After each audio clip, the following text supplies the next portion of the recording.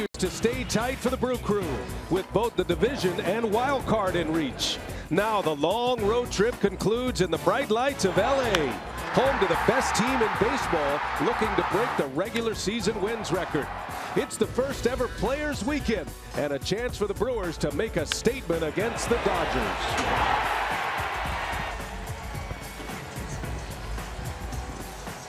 And here come the Dodgers in their Players Weekend uniforms. Got the pullovers, the bright colors. Dodgers in the royal and light blue with the Brewers in the navy and bright yellow. And Brewers baseball on Fox Sports Wisconsin, presented by Potawatomi Hotel and Casino. Great to have you with us tonight. Brian Anderson, Bill Schroeder, Sophia Menard is our reporter. Tonight's game being produced by Brent Reland and directed by Renardo Lowe. Palm trees, sunshine, clear skies. It's a gorgeous Friday night here in Southern California. Craig Counsell, who has the chicken on the back of his uniform. There's a big story about that. Third season, the former Dodger trying to get this Brewers into the postseason for the first time under his reign. With nicknames, here's how the Brewers will line them up. Eric Thames leads off, Neil Walker, then Ryan Braun. In the middle goes Travis Shaw. That's mayor of Ding Dong City, by the way. That's DDC. Domingo Santana, Stephen Vogt, Keon Broxton, Orlando Arcia, and Chase Anderson will round out the starting nine, courtesy of Potawatomi. And on the mound for the Dodgers, Rock, it is Kenta Maeda, who is 11-5 this year with an ERA of 3.88. Yeah, the Brewers better be ready to get up there and swing the bats. He doesn't walk too many. You look at his last 15 starts at home going back to last year. Maeda 12-1 at 313 earned run average, and the Dodgers are 14-1 in that stretch. Got beat his last time out against the Tigers. That broke a 5-game winning streak. That nickname on the back of his jersey, Mayaken, it's basically the combination of his two names. That was his nickname in Japan, so he goes with it. And with that Japanese nickname on the back, Eric Thames has the Korean nickname on his jersey. Ready to go. First pitch of the ball game is on the way, and it is a little bit low for ball one, and we're off and running from Dodger Stadium. Song Namja, the nickname for Eric Thames. Sophia's got a lot of good stuff for you today. She's been doing the serious investigative reporting on these nicknames. I like it. I think it's fun to see these guys, you know, kind of be a little creative with their stuff, and you don't see too many of the guys going too crazy with it. Shift is on for Thames, and he takes a ball inside. Dodgers coming off a road trip. They had a tough loss in that road trip. They only lost 2 games in 7 that they played, but that was a game Rich Hill lost his no-hitter in a walk-off home run to Josh Harrison in Pittsburgh. But other than that, the Dodgers just keep on trucking this year. 90 wins coming into play here tonight on August 25th. And they are virtually unbeatable at home. I mean, that's the way it's been. They started the year 10-6 here at Dodger Stadium. Since that time, 41-8. These guys have been something at home. Brewers saw the Dodgers. Dave Robertson, the Dodgers were in Milwaukee in early June. Dodgers won 2 out of 3 in that series, and a fastball paints the inside corner. Thames is rung up, and that's how the day begins for Maeda. Well, let's check out the Menards defense for the Dodgers. You got Hernandez, Taylor, and Puig in the outfield. You have Turner, Seager on the left side, Forsythe and Adrian Gonzalez on the right side, and Yasmani Grandal behind home plate. Here's Neil Walker now. Counsell still going with the Thames Walker combo at the top of the order. Not your prototypical leadoff hitter, certainly not your prototypical 2-hole hitter. But Counsell is in search of some offense. The Brewers did not score much in San Francisco, losing 2 out of 3 to the Giants. Scored 6 runs in that 3-game series. Were shut out in one of those games, the opener. And the Brewers lost a tough one on Wednesday afternoon to San Francisco. Close game all the way to the end, and the Giants pulled away late. And the Brewers instead of a 4-2 start to the road trip, end up 3-3 as they hit LA. Yeah, just couldn't get those big hits. That's been a season-wide issue, or season-long issue for the Brew Crew. Only one home run in this series. When you're playing San Francisco, you play at Dodger Stadium, you don't expect to hit a lot of home runs. You know, good pitching. Got to get the timely hits.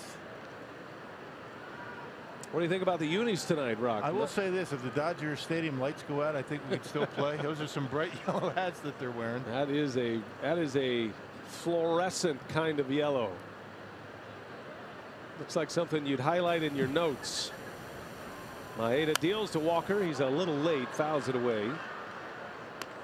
1 ball, 2 strikes. Walker, the switch hitter. It's been a great pickup for the Brewers. Neal overall for the year, this includes his time in New York with the Mets, a .280 hitter with 11 homers and 41 driven in. Walker has 7 hits on this road trip. He's had a good one. 7 for 18 thus far. And he gets under this one. A pop up behind the plate. A lot of room back there. And Grandal is there right on the Dodger logo to make the catch for the second out. Yeah, one of the reasons why this is a pretty good pitcher's ballpark is you see a lot of that. You know, a lot of foul ground here, and you know, pop-ups in foul territory that normally would end up in the seats are actually outs in this ballpark. Well, the LA kid's coming up. Ryan Braun, nicknamed Ocho. I was fascinated to learn. This is how disconnected I am from the social aspects of the ball club. I've been here every second of Ryan Braun's career. I've never heard anybody call him Ocho, but apparently that's his nickname in the clubhouse. Everybody calls him that. I'm with you. Have you ever called him Ocho? I have not. Nope. Well, it fits. He is number 8 after all. And I've never called Travis Shaw mayor of Ding Dong City either. But we have called you Rock. Right. That fits perfectly. Maybe we should go through tonight and find out how many names we've actually used. I haven't used Song Namja. No. I'm going to start breaking that out, though. That's a good one. It's not just the uniform tops. The Major League Baseball has kind of relaxed their stance on players personalizing their whole makeup here. Not just the jerseys, but the shoes and the bats. Some of the bats are painted. Braun down the right field line, little flare that is going to fall foul and bounce into the seats. No, not necessarily what the baseball traditionalists would like to see, but hey, you know, baseball is trying to attract young kids. I think this is something that they might enjoy, getting to know these guys, you know, nicknames and some colorful uniforms, and the bats too. Yeah, bats are going to be all kinds of colors, and normally during the regular season you can see Braun's bat. It's, what is that, orange and green? That's not something you see in regular season.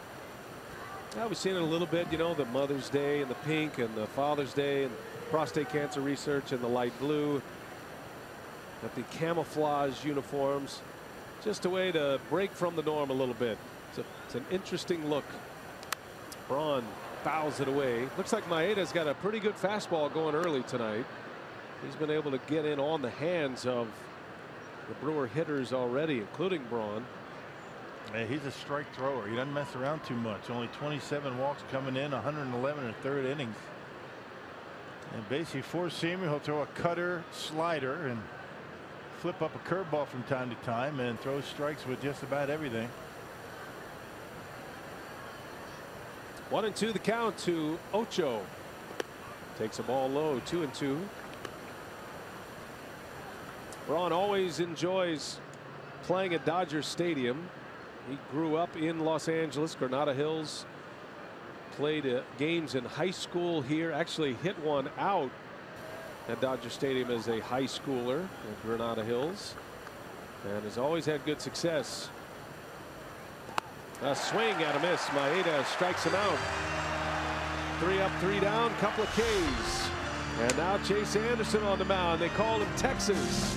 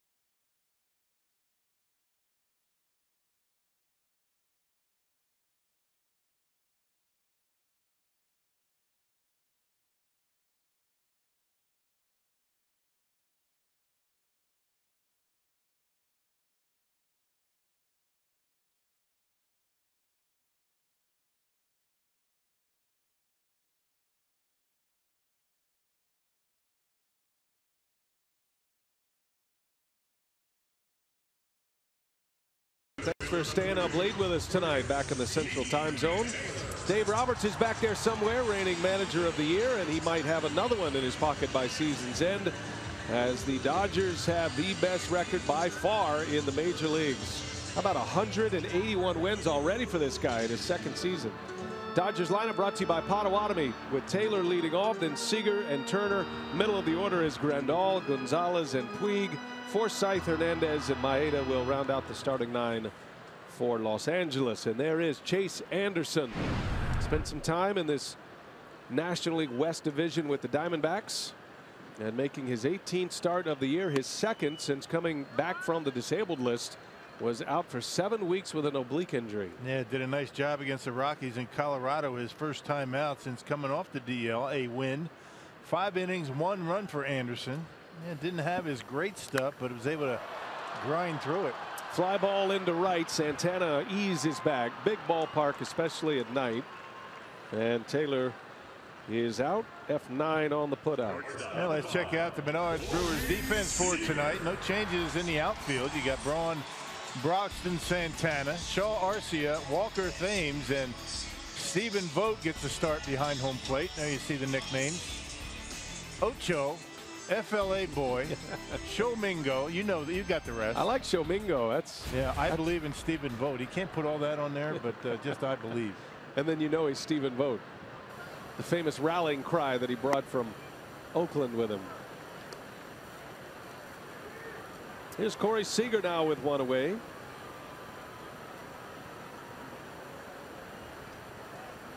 Seager comes in batting .318. These are some gaudy numbers the Dodger hitters will bring to the plate. Taylor's hitting .313. Seager's at .311. Justin Turner second in the league in batting at .331. No real nicknames on this one. They're just going by Seager, sticking with the traditional surname. Superstitious. They didn't want to mess with success. Yeah, the Dodgers are 3rd in the league in runs scored. And 4th in homers. They do a lot very well. 1st in on base percentage. So they do a lot right, particularly here at Dodger Stadium. 2 balls and a strike on Seager. And a little jam shot pop up in the infield. Everybody converging. Thames will be allowed to catch it. He's got the biggest glove, and he makes the catch for out number 2. And here comes Justin Turner. You know he'd had some kind of red in his nickname. I thought it might be just red, but it's a little extra on his. Red Turn 2 is his nickname from his days as a second baseman. Yeah. That's how he acquired that name. Double play combination. Ball players and their nicknames. It's always kind of fun.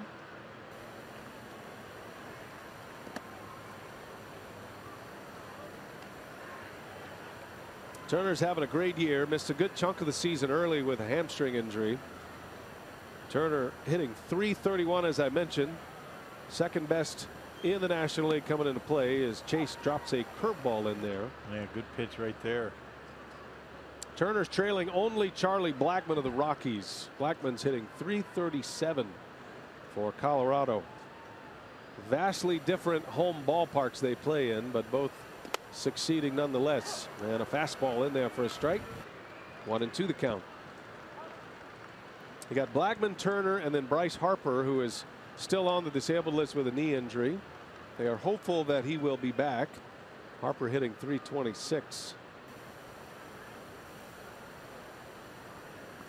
1-2. Doesn't bite. And 95 with a fastball. He showed pretty good velocity in his first time back against the Rockies. Topped that at around 95. He did struggle with the curve and change, but that first curveball he threw in this inning was a good one, a real good one. 2-2 pitch, and that one misses a little high. Good chance to tell you the home plate umpire tonight is Stu Surewater.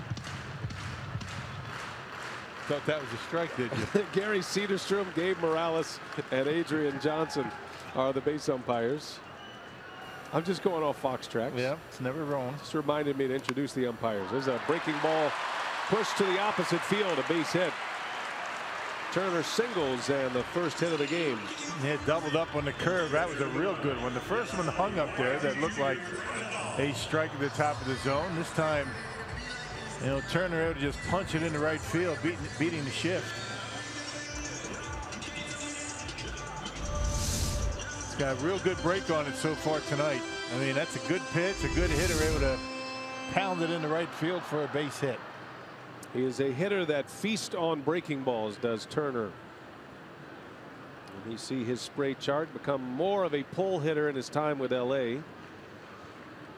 So that keeps the inning alive for the cleanup man, Yasmani Grandal.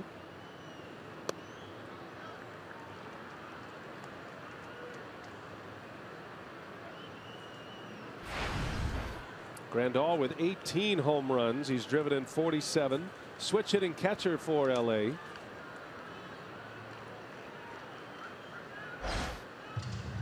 Dodgers have 3 catchers on their active roster, with Grandal and Austin Barnes and Kyle Farmer.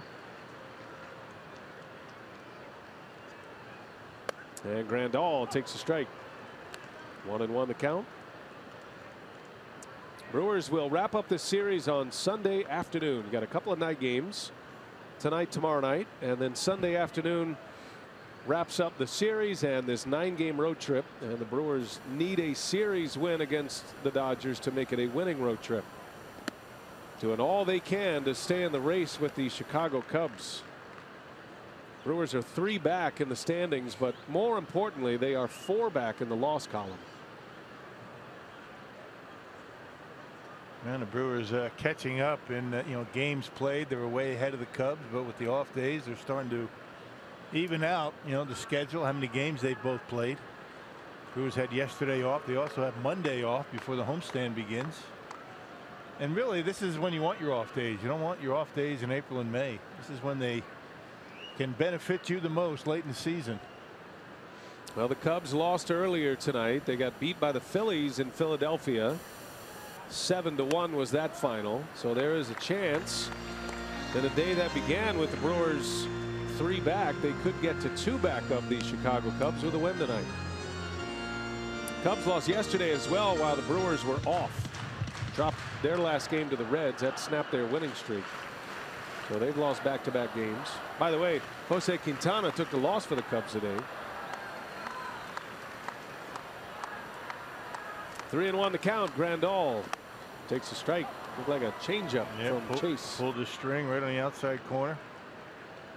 When he's going well, that's what he can do. 2-0, 3-1 fastball counts. He either throws that curveball or changeup. There's a good one that time.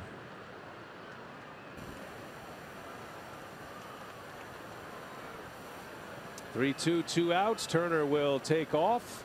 Grandal lifts one in the air in the infield. Arcia, El Nino tonight, makes the catch to end the inning, and a good start for Chase Anderson.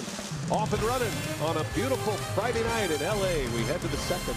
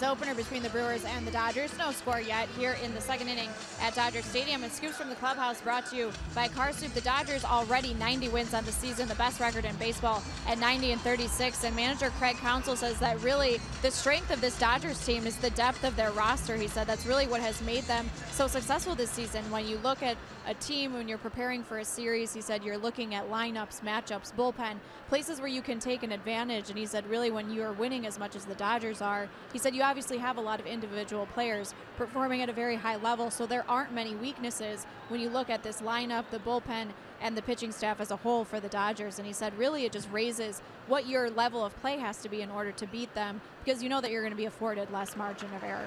You know, Sophia, to that point, the fact that the Brewers thought and they felt strongly about how they competed against the Dodgers back in June.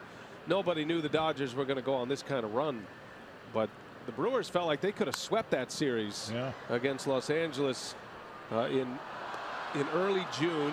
Dodgers did go to Washington after that. They lost a series, or actually came home and played the Nationals and lost that series. And you realize Brewers thought they could have swept them. They dropped 2 out of 3. Dodgers come home to Dodger Stadium, lose a series to the Nationals. They have not lost a series at home since. Yeah, just amazing success. Travis Shaw takes a called strike 3 on the inside corner, and Maeda with 3 punch outs already. Yeah, when he's got his good command, he can be tough. I mean, the 3 strikeouts, 2 of them looking. And 2 of the strikeouts coming on fastballs right there. We got Thames on the same pitch. Well, a right-hander who can work the inside corner on a left-handed batter. The comeback sinker. Those guys are tough to handle because normally you got to look one side or the other. With Maeda, he has such great stuff, and he's already established he can hit that corner tonight. Very difficult pitch to command. Yeah, well, last year, his first year in the major leagues after coming over from Japan, he was 16-11, a .348 earned run average, and having a nice season this year. Domingo Santana, big cut, fouls it back. Santana with 20 homers, new career high for him. He hit number 20 in Colorado. 63 RBIs for Shomingo. 1 ball, 1 strike to count. And a cut and a miss. 1-2. Yeah, that 91, 93 mile-an-hour fastball plays pretty well up in his zone with all the other stuff he throws. And the cutter, the curveball, he'll throw the slider. Then he'll elevate the fastball if he feels as though you're going to swing at it. Grandal wants a high fastball this time, and that one's right down the middle, and Santana sends it deep to right. Puig is back, and there it goes. Domingo Santana with home run number 21. And the Brewers strike first here tonight. 1-0 Crew. All right, he's got some kind of power to the opposite field. Not easy to go in that direction. Just to the right of the 360 sign out there in right field. Yeah, Maeda missed his spot. It was supposed to be up in his zone. Higher than high strike. You can see the target from Grandal. Left it down in the zone, and Domingo able to hit it out of here. Yeah, so the Brewers get an early lead. And they do it with something they hope to do more of. That's hit the home run ball. This is a team that has great success when they hit home runs. And he only hit 1 in San Francisco, 9th inning on Wednesday by Stephen Vogt. Vogt getting the start tonight, catching Chase Anderson. Coming back from the knee injury, was out a month with that MCL sprain. Shomingo stepping up in the showtime here tonight. How about 11 home runs to right, 18 total from the center field wall to the right field foul pole. That's great power to the opposite field. And a lot of his hits are in that direction as well. Not a guy that pulls the ball a whole lot, and actually when he's pulling it too much, it only goes into slumps. And he's a guy that has great power gap to gap, even down that right field line. Has such quick hands, does Domingo Santana. Having a career year this year, only 25 years of age as well. 0-2 the count on Vogt. Right off the end of the bat. Count remains no balls, 2 strikes. Maeda's got Vogt talking to himself a little bit. Has one of the great rallying cries in all of baseball. I'm glad he put it on his jersey. The "I believe in Stephen Vogt" chant. I believe in Stephen Vogt. I believe in Stephen Vogt. Don't you wish you could show up to the ballpark every day and have somebody chant that at you? Yeah, that'd be nice. Of course, you do that every day. We just have people who put the don'ts in front of that. Vogt takes a ball down and away. Don't believe. Should be everybody's rally cry. And on a night when most of these major league uniforms look like little league uniforms, the pullovers with the bright colors, it's a great little league chant that they've brought to the big leagues. Had a good cut that time. He fouls it straight back. First high pitch he has seen, a fastball.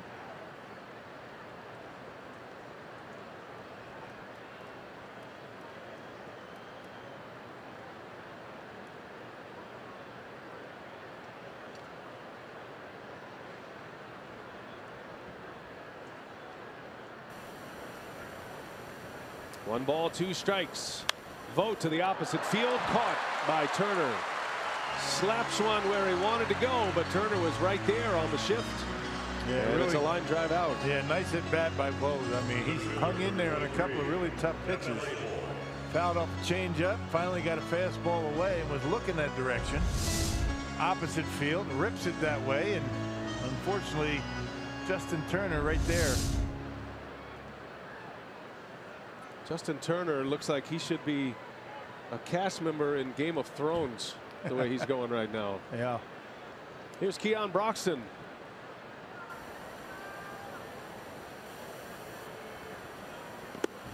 The most colorful ball player in the ballpark tonight is Keon Broxton. He is all in 100% on this Players Weekend. Got the shoes, the socks. He's got an image of himself on his bat. So you want to look yourself in the eye, you just hold your bat up. Yeah, it doesn't surprise you though. I mean, he's kind of a flamboyant guy. I mean, he likes to have fun. You know, and there's one thing about Keon Broxton that we both understand very well, having a lot of conversations with him. It took him a long time to get to the big leagues. He was grinding away through the minor leagues. Just arrived last year. Fly ball into right off his face on the bat, and Puig will run it down to end the inning. However, Brewers get a home run. 1 out, 2nd inning home run from Domingo Santana. Shomingo. 21st homer of the year, and it's 1-0 Brewers.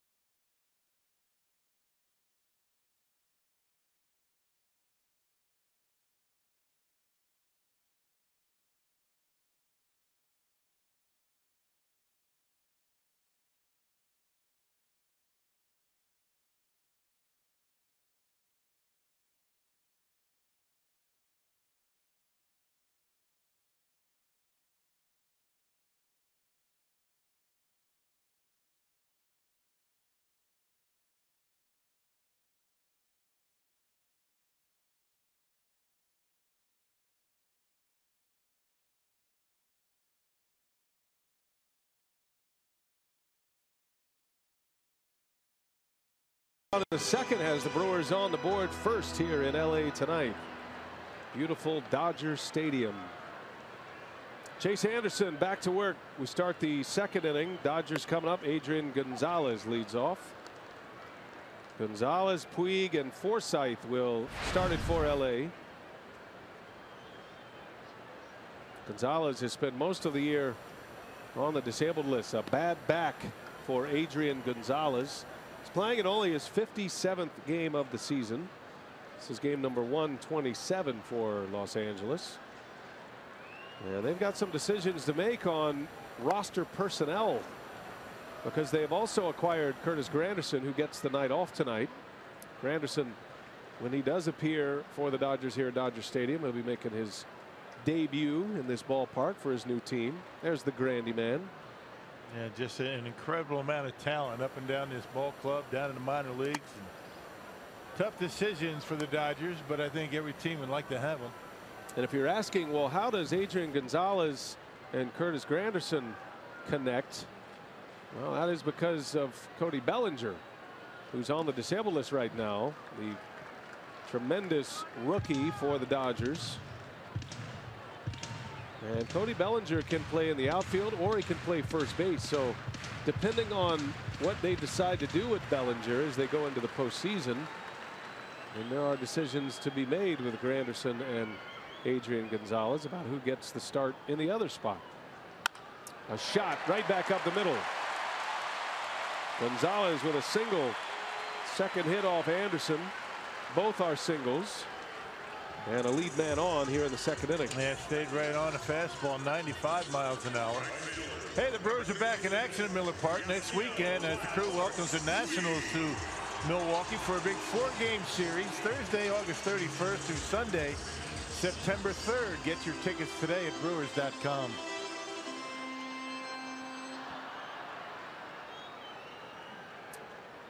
Man on to start it. Here's Yasiel Puig.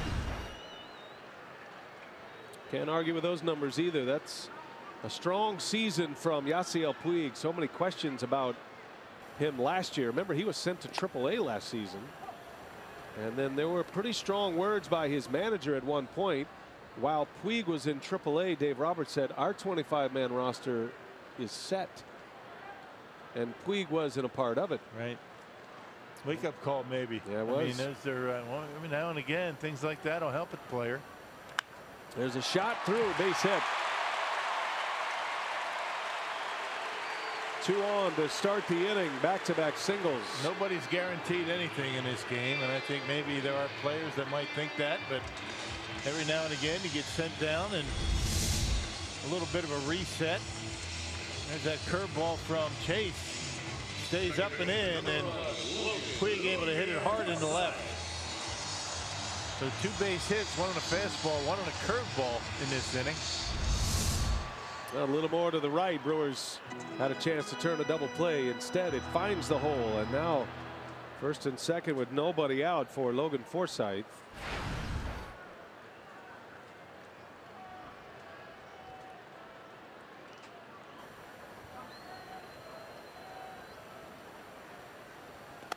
And he drops a curveball in.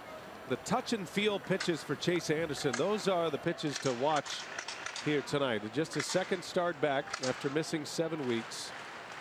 He struggled with the curveball in Colorado, and most do there at Coors Field. No surprise there, right?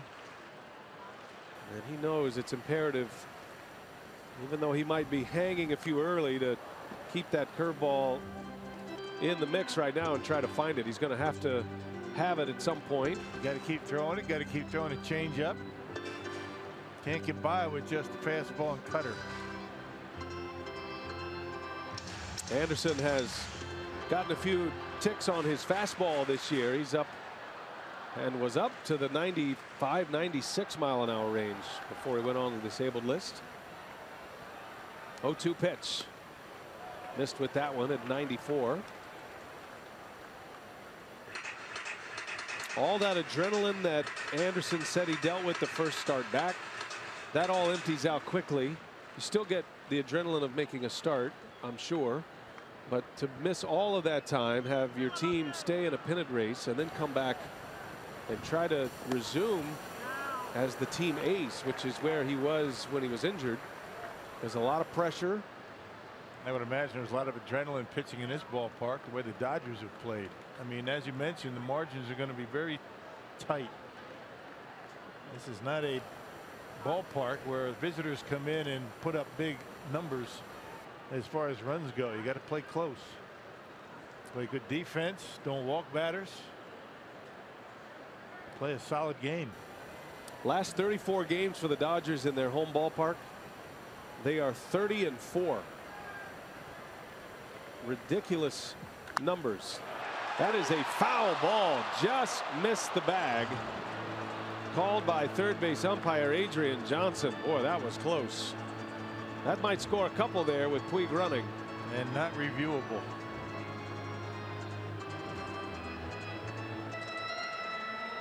And fans that come to Dodger Stadium, Dodger fans don't get to see the bottom of the ninth too often. This one just misses the bag, and Adrian Johnson right on it.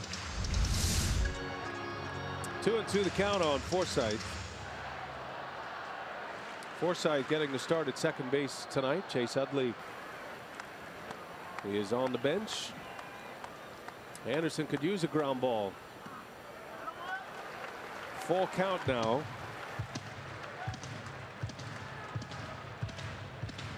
2 on to start the inning. No Utley in the lineup. No Granderson. Bellinger's on the disabled list.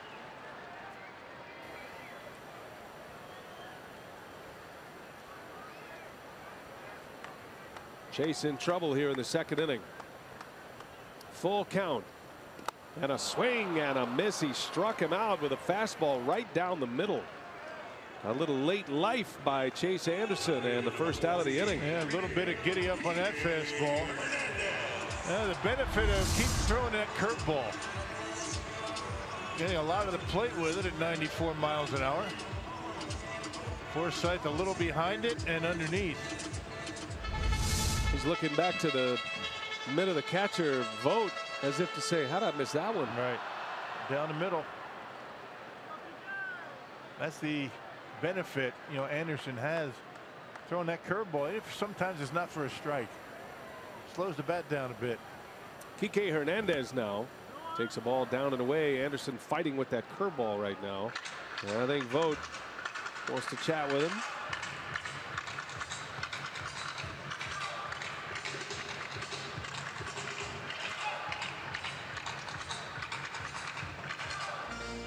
Those two are a nice combination. Once Vogt arrived to Milwaukee prior to the injury. Vogt's a terrific combination with any starting pitcher. He and Manny Pena. The Brewers have terrific catching right now. And then you throw in Jet Bandy in that group. Andrew Susac. Those two catchers are on the disabled list.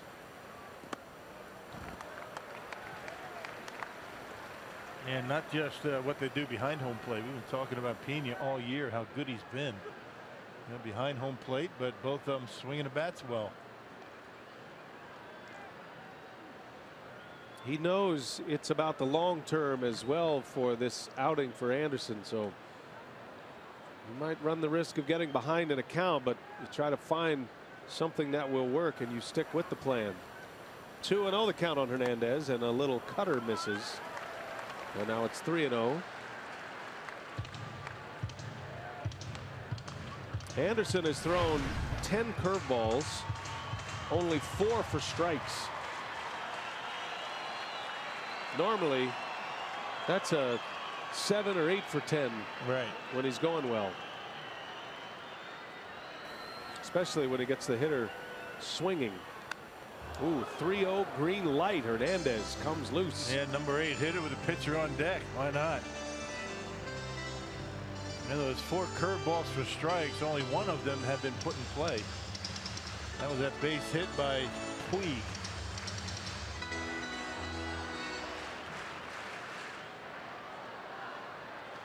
The pitcher Maeda due next.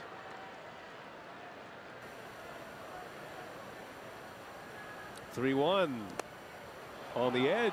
Another little cutter, and maybe that was the discussion between Vogt and Anderson. Let's try that cut fastball. Yeah, if the curveball's not consistent for you, you're in trouble. Throw this one.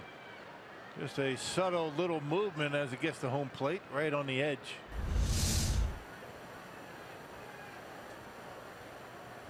Well, now he's back in it. 3-2, one away. Runners at first and second. And a called strike three right on the edge. Anderson paints with a 95-mile-an-hour fastball.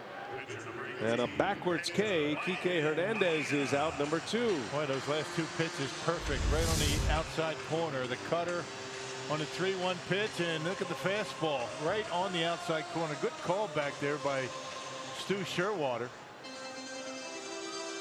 And look at Vogt, sticks it. That is the kind of pitching you get from aces.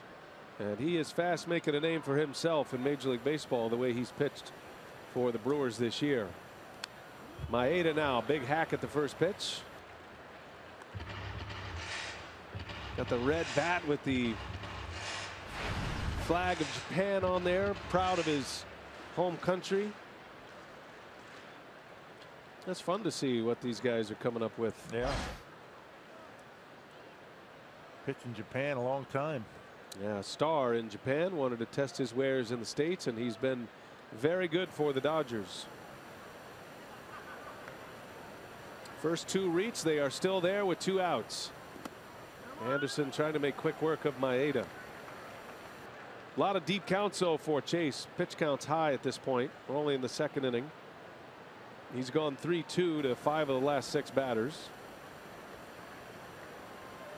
3 of those hitters have reached via the single. On the ground, right to Arcia. And Chase will get out of the inning. 2 on, nobody out. Anderson with a couple of impressive punch outs. And then he retires the pitcher to end it.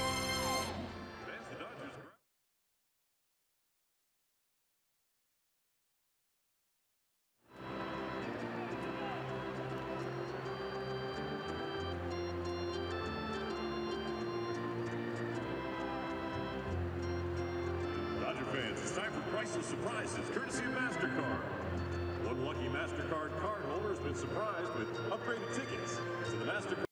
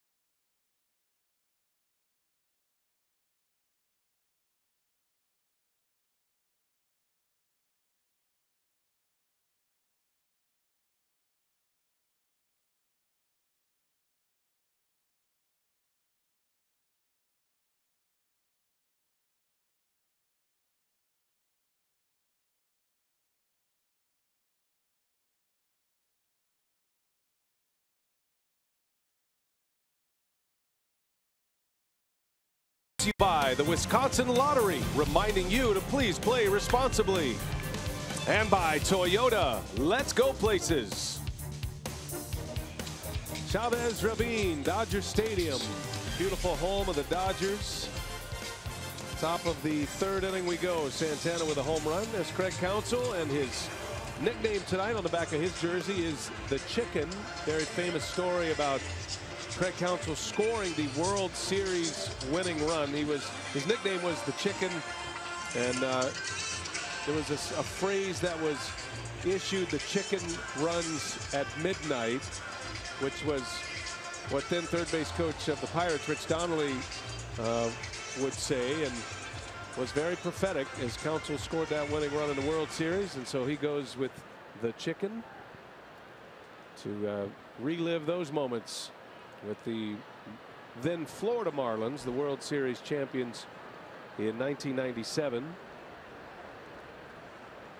Rich Donnelly's daughter, Amy Donnelly, was diagnosed with a brain tumor 5 years prior to that. She died later that year, and then there's a really great backstory on how that came to be. And Rich Donnelly saying the chicken runs at midnight, and of course it was right about midnight that Craig Counsell scored that World Series run. Orlando Arcia leads off for the Brewers. 1 ball, 1 strike. Yeah, a lot of great stories in baseball, and a lot of these nicknames, there is a nice story attached to them.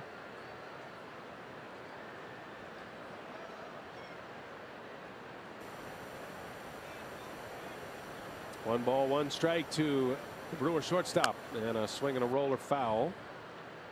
Now you think about Counsell's career and some of the great moments he has experienced. Just celebrated his 47th birthday last week. 2 World Series teams, title teams, the Diamondbacks and the 1997 Marlins.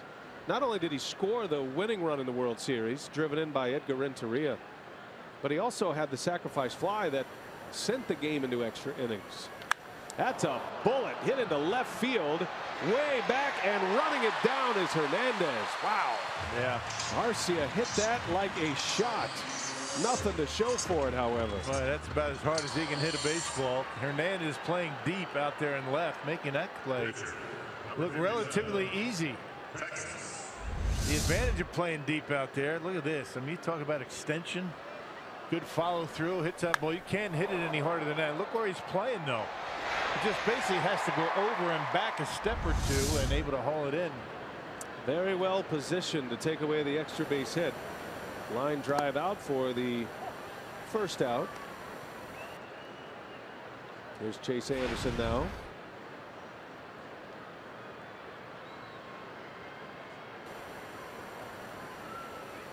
Anderson slaps it foul. Sophia, I know you've got more on the nickname story for all these players. How about Craig Counsell? What did he have to say before the game about the chicken runs at midnight? Well, Counsell is always very thoughtful in everything he does. So he had actually been in touch with Rich Donnelly earlier today, the father that you mentioned, and the coach as well. And he shared the story with Rich that he was wearing the chicken uniform here for this weekend. And he said Rich was just really excited. And there's a song written as well about their story, The Chicken Runs at Midnight, and there's a book coming out as well. So Counsell certainly was very excited, hoping that they would kind of get more attention for the story, and just, as you said, just one of those meaningful baseball stories. I love what Counsell says. It's a baseball story. Everybody knows the story in the game, but in Counsell's mind, it's more than just a baseball story. It's about family. It's about going through tough times, bonding together, and you love that he's bringing that back up. Thames sends one into right center field. Long run. Puig. He's at the track. He reaches up and makes the catch. 2 long fly ball outs at the wall, and Eric Thames just got Dodger Stadium right there. Great catch, Yasiel Puig. He and Hernandez pull 2 back near the wall. Nicely done.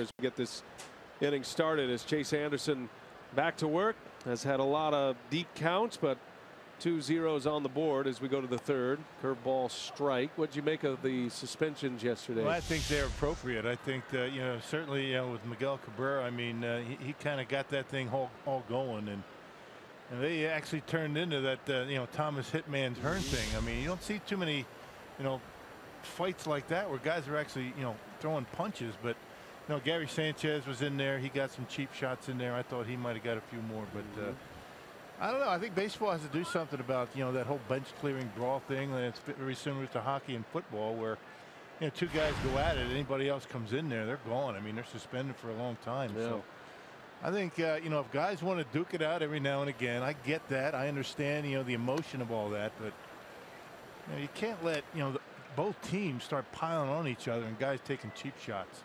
That just can't happen. Especially if you are the New York Yankees right now. You're in a dogfight in a pennant race in the American League East and the wild card, and now they're going to be without a couple of their big pieces. I do agree with you on the Tigers, though. I mean, there's a lot of history, and I'm sure if you've been watching MLB Network or other networks who have discussed this situation, there's a lot of context that goes into what happened yesterday between the Tigers and the Yankees. I mean, it does go back. There's a lot of bad blood there, but without Cabrera squaring off on Romine, I think it probably ends right there. There's a liner to left. That is foul. A couple of line drives that have been just foul by Dodger hitters against Chase Anderson.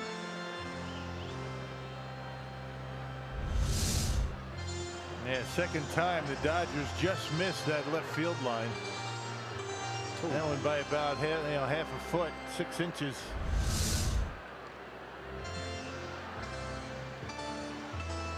2-2 the count. Anderson had the first 2 reach via singles in the second inning, and then he had back-to-back strikeouts, including a strikeout on Hernandez when he was down 3-0 in the count.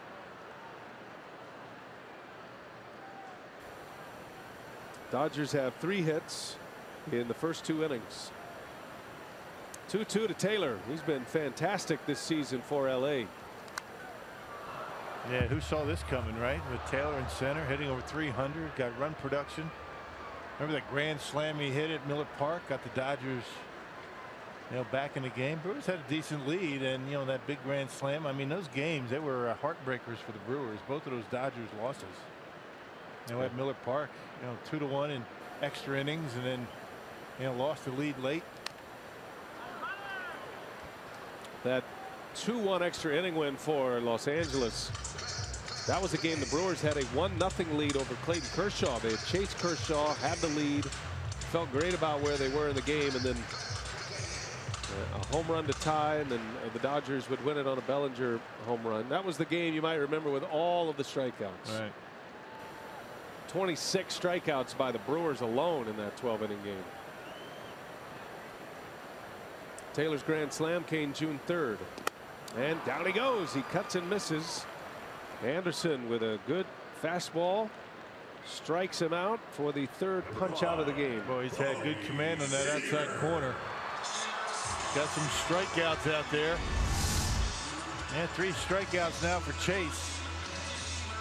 That one a little bit off the plate, but Taylor trying to protect. And you see the 4-seamer. Good look at the grip right there across the seams. Maximum velocity, maximum control when you throw the 4-seamer. 1 away. Here is Seager. We saw that Seager's not going with the nickname. He's not buying in with the nickname. His brother Kyle Seager plays for the Mariners. Take a guess what Kyle Seager's nickname on the back of his jersey says tonight in New York. Seager. Corey's brother. I mean, you'd think little brother would reciprocate with that. Guess not. When you're the Rookie of the Year. What a player he is. Corey Seager. His brother's not bad either. Yeah. Shallow left field. Braun can't get there. And Seager will reach. Well, that ball was in the air a long time. But Braun, who plays deep anyway, got a late break, and that'll be a flare single for Seager. And you had Arcia shaded up the middle. There's no way he's going to get there. Normally, in a normal setup, you're probably going to see Arcia be able to make that catch. That was a good changeup. Look at him having to reach for it. See where Arcia is. There's no way he's going to get there. He actually gives up on it. And Braun, the only guy, not able to make the catch.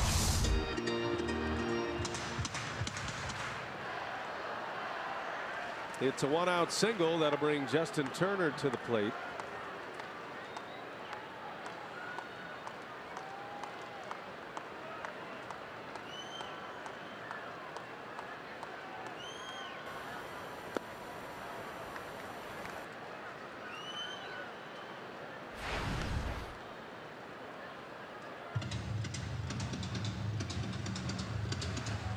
Dodgers have two guys that will try to steal a base.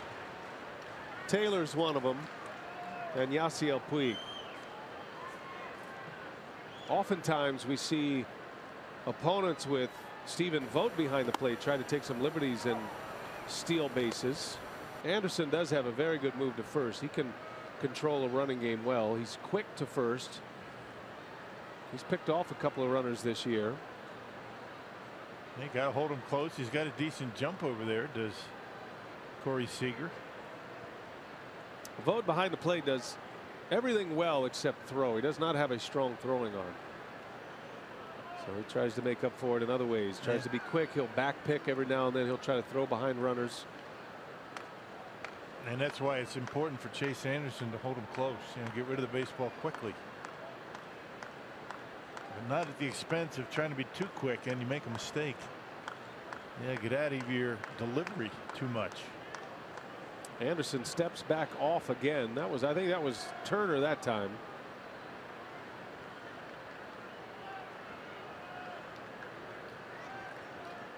Ball and a strike. Turner slapped a single to right on a curveball his last time up. Trying the cut fastball this time against Turner. And the Brewers still give him a big hole between first and second. Thames holding the runner. Walker way up the middle.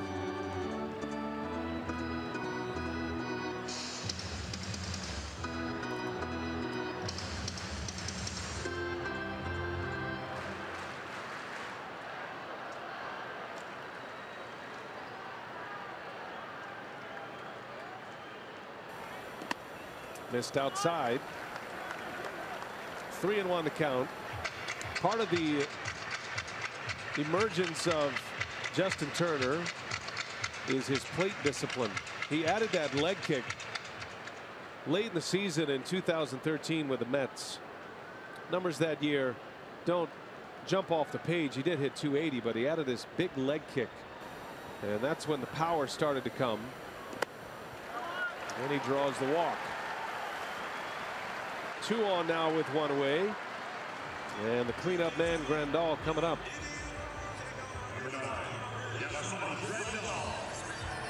So Anderson working hard tonight. Already 58 pitches as we play here in the 3rd inning. And again has traffic behind him. Dodgers have had 5 base runners already in the first 3 innings. Yeah, first walk issued by Chase. The Dodgers have more walks as a team than any team in the National League. So they are a patient group up there at the plate. Grandal's bounced into 8 double plays this season. Anderson would love one here. And a good hack fouls it straight back.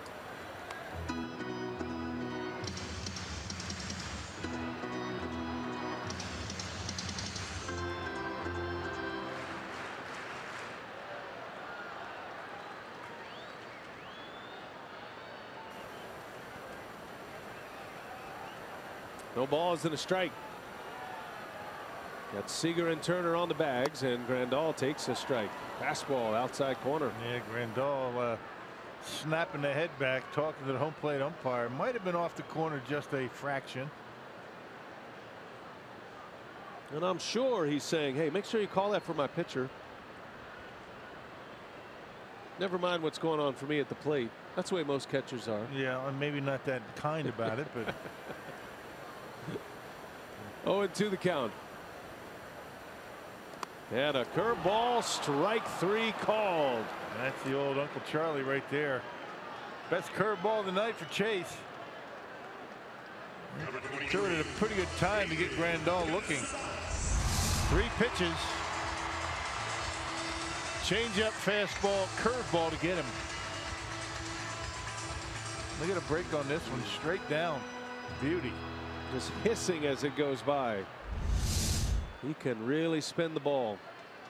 And he dropped that one in for a called strike 3. Has 4 punch-outs at this point. His second backwards K, and now with 2 outs and 2 on, it'll be Adrian Gonzalez.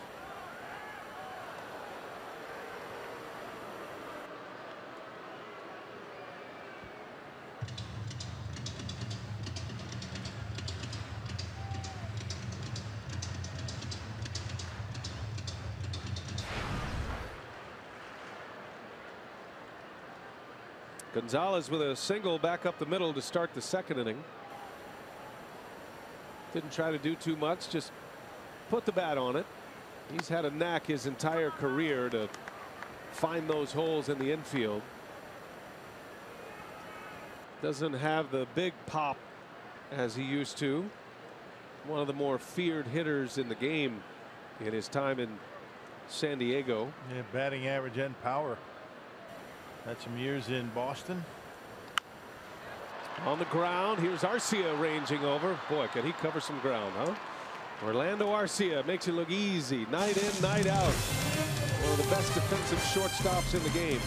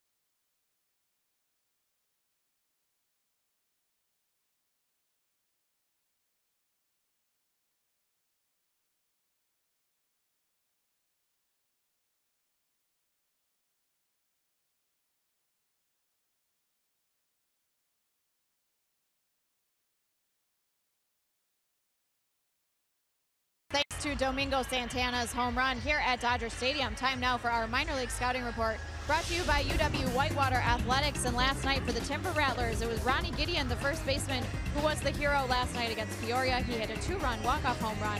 And his season with the Timber Rattlers, he has a .231 average, 14 home runs, and 54 RBIs. That minor league season coming to an end here shortly at the end of the month, and wrapping up play. Got a couple of teams in the Brewers system that are pursuing the postseason. 1-0 here in LA. The Brewers and the Dodgers, first game of this 3-game series.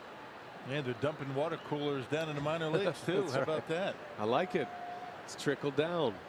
Neil Walker leads off against Maeda, and Maeda drops a curveball in. We got 2 starting pitchers in this game with hammers. Yeah. Big curveballs. One mistake from Maeda, that was that fastball to Domingo Santana, supposed to be out of the zone up. Walker sends one to right. Puig almost in his tracks, has to play it on a basket catch. Little Willie Mays action on that. I think he wanted to style a little bit, but got himself in the wrong position. Had to go basket style for the first out. And a little nonchalant, but it had a little bit of a sinking liner effect on it. It's all all okay as long as you make the catch, right? That'll bring up Ryan Braun. Braun not only paying tribute with the patch on his right sleeve, but also paying tribute to his college team, his university team, with the bat, the green and orange bat of the Miami Hurricanes. And he sends one to first right off the end of the bat. Gonzalez will gobble it up, and Maeda with 2 quick outs here in the 4th inning. It's been pretty efficient so far. Had an 8-pitch inning last inning. Came into this inning with 42 pitches and only 3 so far in this 4th inning, retiring the first 2 batters. He is a strike thrower, so the Brewers want to be very aggressive with Maeda, but if you're not finding the holes, that can make for a very efficient outing for Kenta. Here's Travis Shaw now.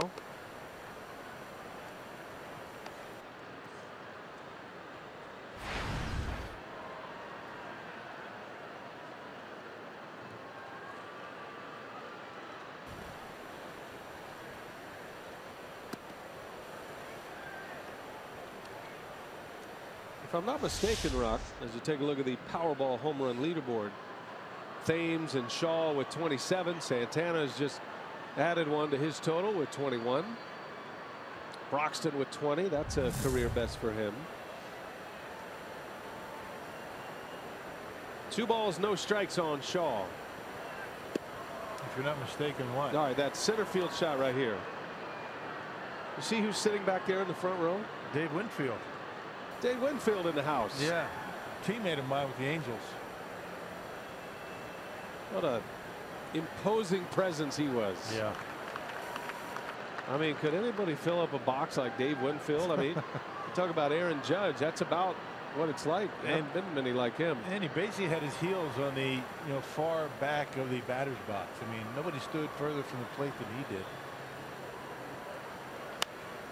And he can whistle one into right field with the best of them. University of Minnesota. First rounder. And to my knowledge, I may be wrong here. I don't remember a nickname for Dave Winfield that players called him. And you were a teammate of his. I'm trying to remember. Yeah. You just call him Mr. Winfield, right? Yes, sir. Mr. That'd be what on the back of his jersey. Yeah, he had a presence about him. He really did. I mean, in the clubhouse and off the field, and yeah, he was drafted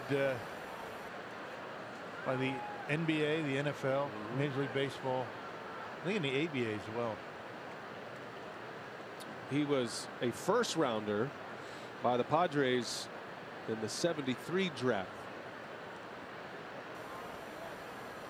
You could go with Winnie, I suppose, but that doesn't seem befitting for a man like Dave Winfield. I wouldn't put Winnie on the back of his jersey. It's not one you call to his face. Shaw draws the walk. Well, Maeda got the first 2 out quickly, and then Shaw works a terrific at bat. And this will be the first time in the stretch tonight for Kenta Maeda. Remember, he gave up the home run to Domingo Santana in the 2nd inning, so he's not had any base runners to deal with. He was perfect through 5 innings his last time out in Detroit, and then it all fell apart in the 6th inning on the road in an interleague game against the Tigers. Maeda ended that game, remember, perfect through 5. He went 6 innings, gave up 4 earned runs.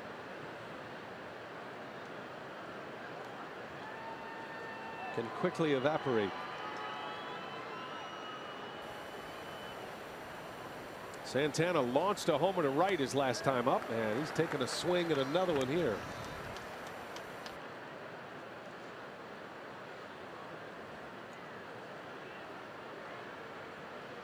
Tugging at his back a little bit.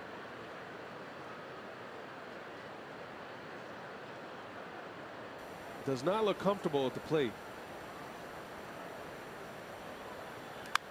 And a little late on that one. See if we can pick something up here. This was a mighty swing by Santana. Yep, cutter right down the middle. Doesn't show a lot of emotion. He's not going to give you a whole lot, but yeah, he did look uncomfortable after that swing. Right there. Santana lays off.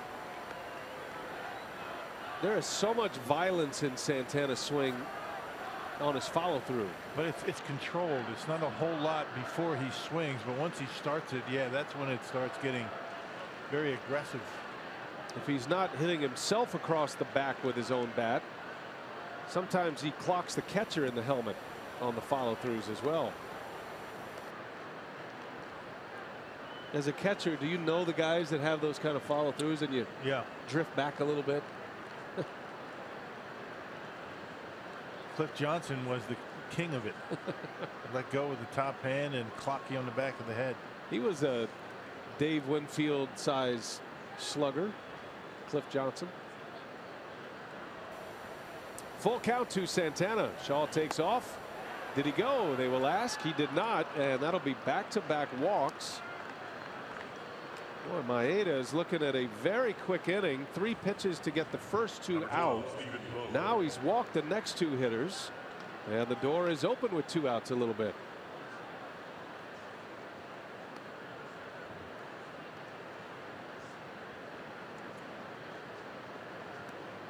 Stephen Vogt.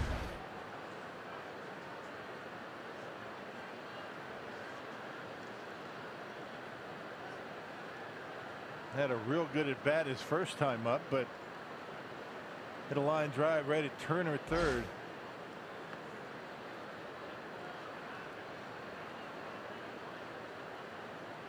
Vogt homered in his last at bat on Wednesday in San Francisco, pulled one down the line. And for Steven, it was his 9th home run of the year, his 5th as a Brewer. 2 on, 2 out. Maeda really slows it down when men are on base. Looked like he tried a little changeup that time.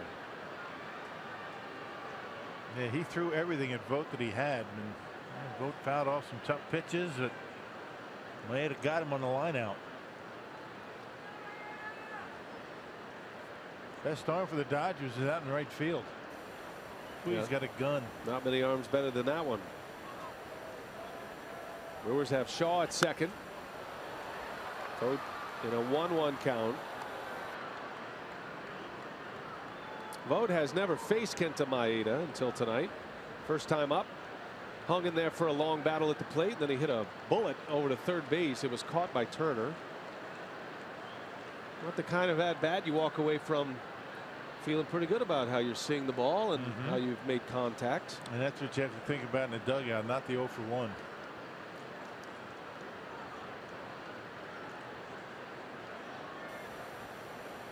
Vogt appearing in his 17th game as a Brewer. It's his 11th start. Maeda will challenge your concentration at the plate with men on base. There's a lot of pauses.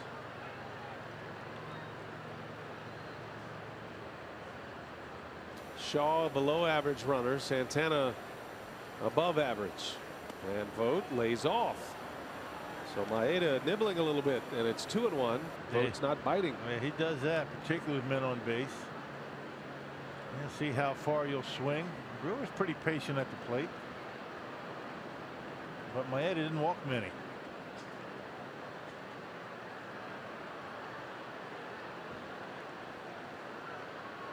Got a hitter's count. Brewers trying to drum up a 2-out rally as Vogt yanks one foul. Maeda sticking with the off speed here. Throwing everything, changeups, curveballs, cutters, fastballs. Yeah, you name it. Very unpredictable out there. That's what makes him so tough.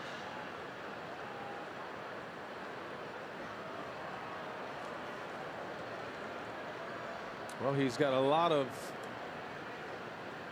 tools in the shed, does Maeda. 5 different pitches. And he's confident with most of them, especially when he feels like he's on the ropes a little. He does have 2 outs, and again, Vogt steps out.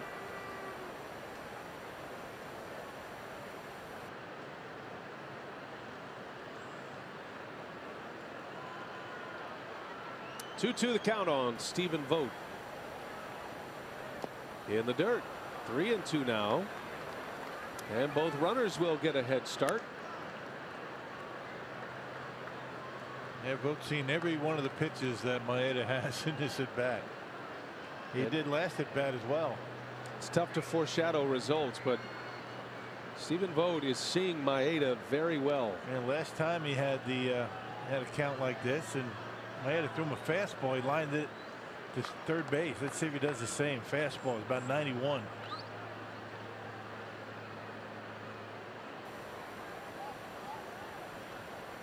And now Grandal is on his way. Those two are having a tough time hooking up. Put yourself in the catcher's shoes right here. You got a runner at second, so you have multiple signals to get the run you want. You go through them all once, he says no. You go through them all again, he shakes off again. There's guys like that, you know. By the time you're done, you've put down 15 signs. It's like Bob McClure. I used to tell him, you give me the signs. I give up. Didn't Don Sutton used to tell you what to throw? Wipes, shakes. I mean, he would go up and with down with his glove across the chest. I put two. He went up one. It was a fastball. Vogt out in front. Maeda went with an off speed and a little pop up in the infield to end the inning. A long battle, but the Brewers come up empty in the fourth. Dodgers coming up. Brewers lead 1-0.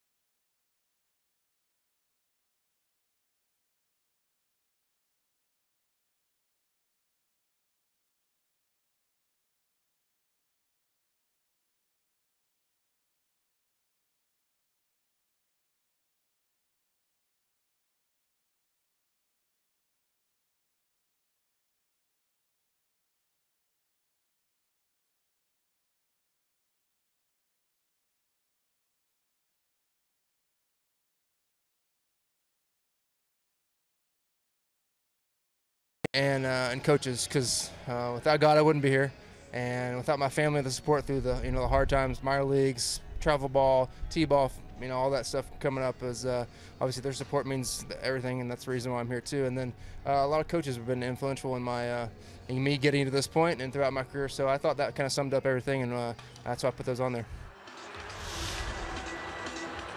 They call him Texas. Chase Anderson, and he's you talk about a family man and a guy who keeps that family legacy alive. Of course, anybody from Texas, as I am, are very proud of your home state, and Chase certainly is. And he wears that honor on the back of his jersey in the memory of his father. Chase starting his fourth inning. Yasiel Puig leads off. He'll be followed by Forsythe and then Hernandez. Yeah, it's one of the things I love about those jerseys. I mean, players got to put down, those that are very influential in them making it to the big leagues. I put mom and dad on mine. There are many people that help all of us along the way, but mom and dad, all the sacrifices and all the time spent. Try and thank my dad every day. And I feel like mom and dad are going to be the highest tallies of the patches. I saw Chase today. Utley over at got a shot at Chase Utley over there, and he had mom and dad on his.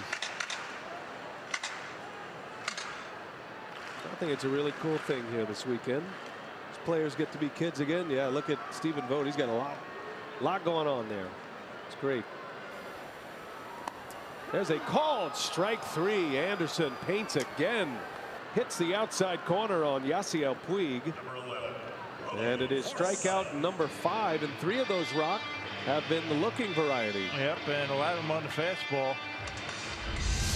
You got Grandal on a curveball, but the other 2, Puig and Hernandez are on fastballs. One away for Chase Anderson, facing Logan Forsythe now. Forsythe was the key at bat in the 2nd inning, and he sends the first one deep into left center. That is way back, and there she goes. Not messing around this time. Forsythe with home run number 4. He doesn't hit many, but he was waiting on that pitch. Tie game, 1 apiece. Yeah, that's what you have to avoid. You can't allow the bottom of this order to do any damage.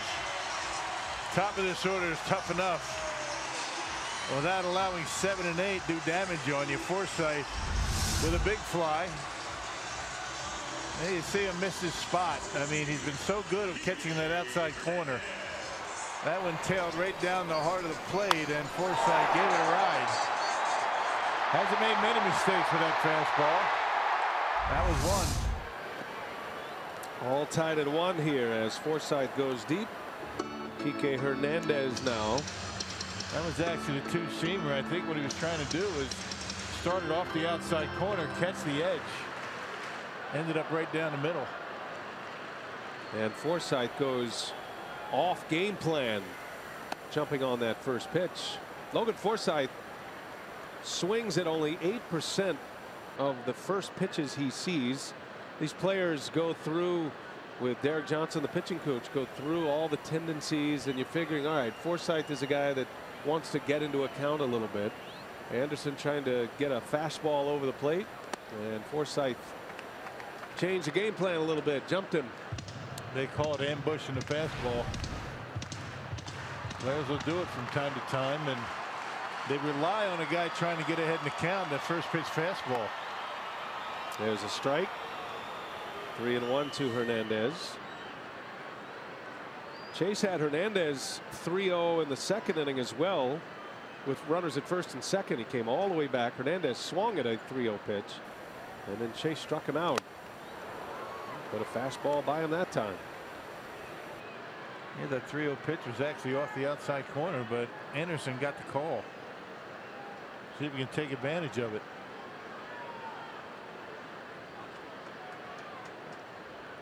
Full count, 1 away.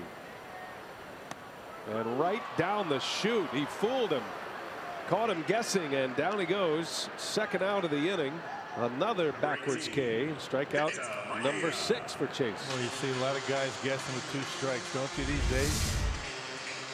I mean, this is center cut. As Bob Uecker would say, right down Wisconsin Avenue. And he takes it.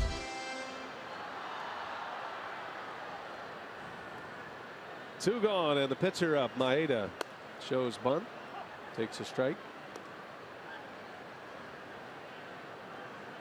What would be the Los Angeles area version of Wisconsin Avenue? Sunset Boulevard? Yeah, maybe. Los Robles out in Pasadena. Maeda sends one to left. It's about all he's got right there. It'll be a routine fly ball out. Inning is over. But Logan Forsythe touches the ball, jumps on a first pitch fastball, and we're all tied at 1 here at Dodger Stadium.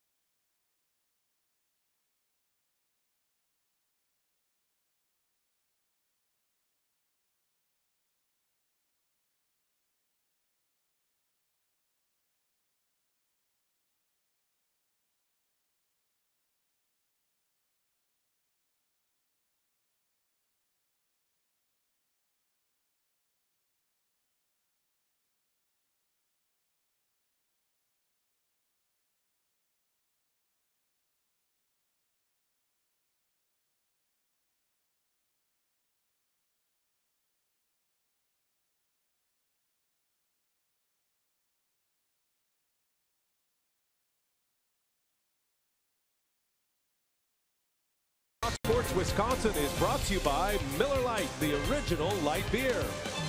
And by Chevrolet, proud sponsors of the Milwaukee Brewers. Visit WisconsinDriveChevy.com today to find a dealer near you.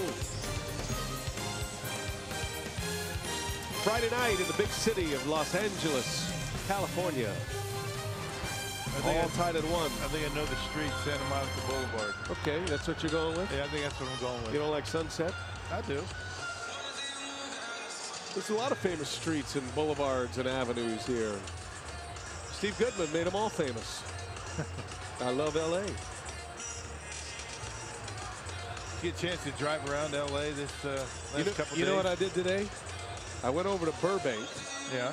To the Warner Brothers lot, and our good friend who is from Wisconsin, from Heartland, Tim Hobart, is the lead writer and producer of that terrific show, The Middle, on ABC. And you went? And I went over there. We watched the taping today. We saw Axel and Mike Heck and Brick and the whole gang.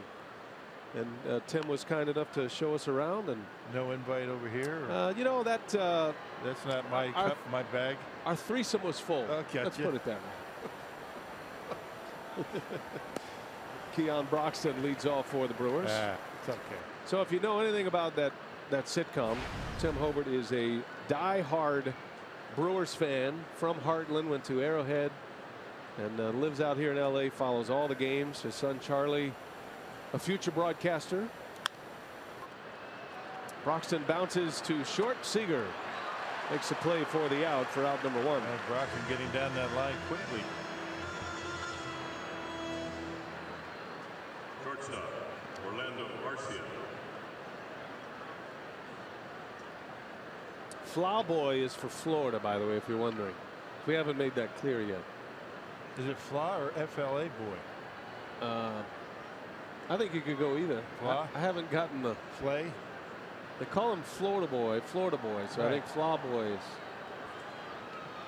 If we put a Y on it, it could be Flyboy. I don't think he wants that one. Here's El Nino. Orlando Arcia. The English version of that's taken. In the Brewers organization, it is anyway. The kid. That would be Robin Yount. Tell you, if you had the kid and Robin Yount, and if Arcia has a great career, and then you have an El Nino, you're pretty well covered. Yeah. 2 fine shortstops. Yeah, he is something though. Arcia, what a season he's had.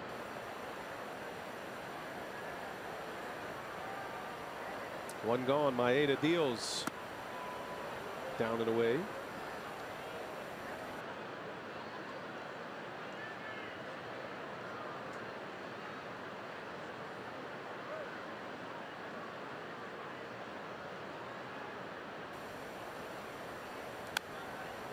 I'd say the bat companies and the Jason Shaw, the Brewers equipment manager, that had to be quite an ordeal to get all this stuff together. While everybody's enjoying the scenes, the players are enjoying the uniforms and the equipment, the one guy who is wearing it is Jason Schauger. He has been the busiest man in the ballpark here recently. I mean, look at the bats. I mean, they're all different. Yeah. And did he go? He did not. Able to check his swing. Hang in there, Jason. It'll be over soon. Jason was so thorough and so detailed, he even had jerseys made up for you and Jerry Augustine, Davey Nelson. That's great. I wear it proudly. Got to be in that major league fraternity to get a jersey like that. 2-2 the count on Arcia. Steps out. Maeda does. See what he has in mind here.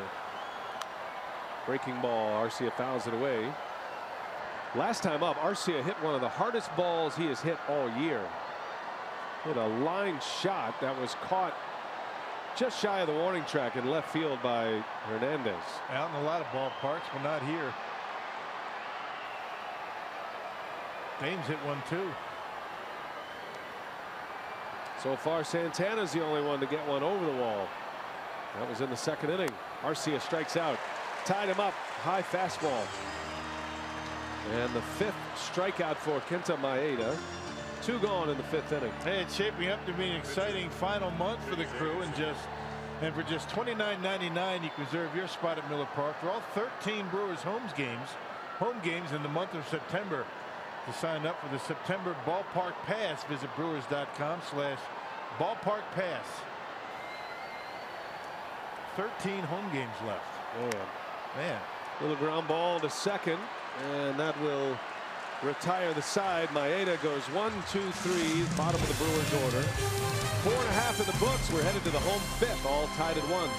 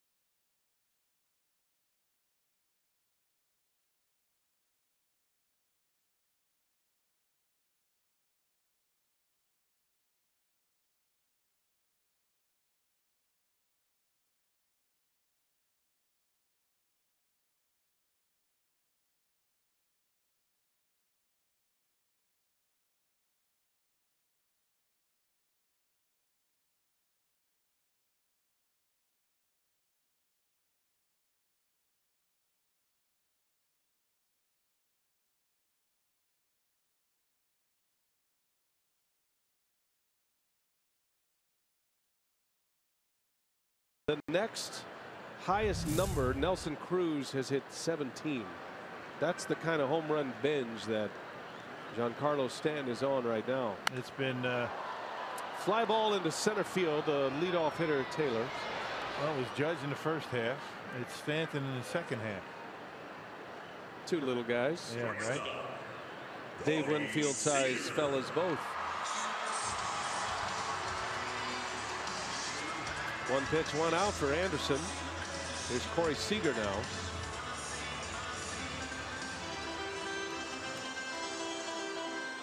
Seager had a single his last time up, single to left. That was that little flare that bounced in front of Braun.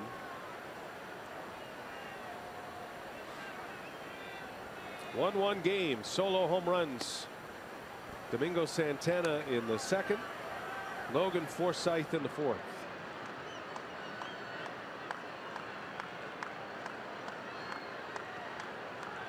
Seager's got mom and dad on his sleeve. That little patch that's on those jerseys, Major League Baseball left that spot under it blank, and then you take a Sharpie and you can write in anything you like there. And so it gives you a little freedom to write the names, designs, whatever you want to do there. I love that idea. Yep. That patch isn't big enough for all these players to thank everybody that's been responsible. Seager pops this one into foul territory. So we know about your mom and dad, but how about you're a coach, you know, you're say a youth coach or a high school coach. Who had the most influence on your baseball track? Well, certainly Bill Wilhelm. I mean, you know, the coach over at Clemson, you know, the head coach at Clemson was very influential in getting me to the next level. You know, Tom Gamboa is a name not many people know about. Yeah. You know, Tom Gamboa was a coach for the Kansas City Royals for a while, but he was a roving hitting instructor. You know, in the minor leagues when I was there, when I went to some you know, periods where I wasn't swinging the bat, he was the bat whisperer for me. He'd come in, we'd have a couple of days of early BP, and then I would just go off for a while. So he would come in and do that. And I'll tell you the other guy that was very important to me, you know, Dr. Paul Jacobs, the guy that had the surgery on my arm. Yeah. I mean, after my second full year, I mean, I couldn't throw a baseball. He did the surgery. It was kind of a Tommy John type surgery. They didn't replace the ligament. They tightened it up. But I had some, you know, decent years after that. And, you know, without that surgery and Dr. Jacobs. Yeah, who knows the path your life takes, Yeah, right? right. I hadn't thought about the medical side of things, but, you know, how many careers has Dr. James Andrews saved? And Dr. Job here in Los Angeles, you know, the guy who invented the Tommy John. Dr. Yoakum, he passed away. Sure, yeah. Yeah. That's a good call. So a shout out to the Brewers medical team, Dr. Rosh and Dr. Needfeld. Yeah. Those guys do a lot of great work to keep the players healthy. Take a guy that could never, you know, get back on the field, and, you know, that surgery, and they're right back at it, sometimes better than they were before. 3 balls and a strike, 2 men are out. Justin Turner at the plate, who has reached twice, singled and walked.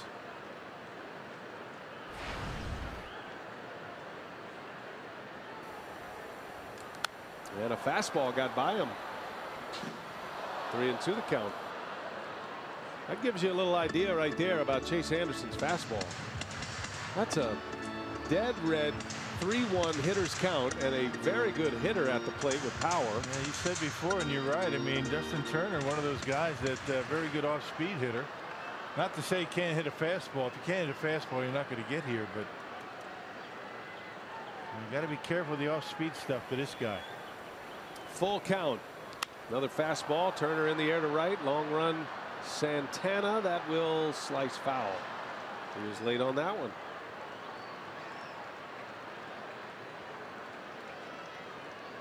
I remember a series here last year, maybe the year before, but at the end of the series, it felt like Justin Turner was just sitting on breaking stuff.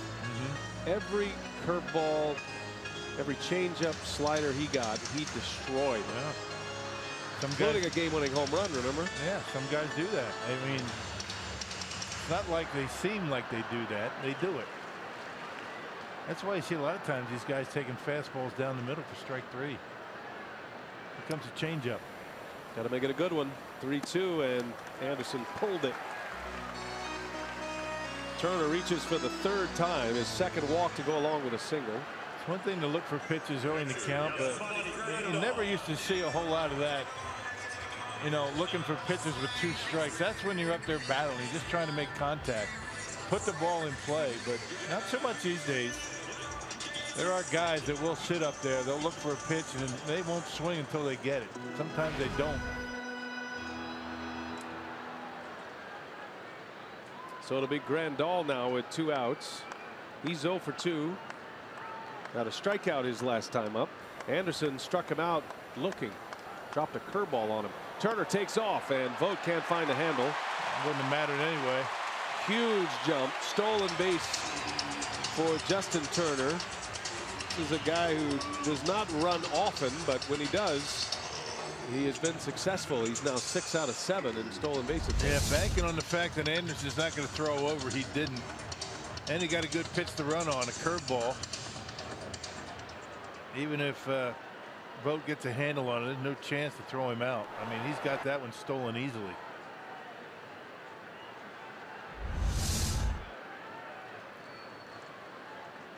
Now runner in scoring position with Grandal at the plate. And he pops one behind home plate. Vogt will watch it into the seats. Dave Winfield didn't even move a muscle. That ball wouldn't dare hit him. Taking a picture though. Yeah. You think somebody asked him to take a picture? Sir, would you mind taking a picture of us? There you go. Look at him. He's doing a pretty good job too. Told somebody to get out of the way. It's not something you see every day. Dave Winfield taking photographs. Randolph fouls another one back. I don't see him being a big selfie guy either. Do you? No, that was not a selfie. No, that was right. turned around the other way. No, I'm not saying it was, but I don't think he does a whole lot of that. He's got the wingspan though to take great selfies though. You know, I mean, he could really pull it off. He could get 10 people in a selfie. It's like he's got his own selfie stick. Then there's his new nickname, selfie stick. 0-2 pitch on the ground, base hit, and the Dodgers are going to take the lead.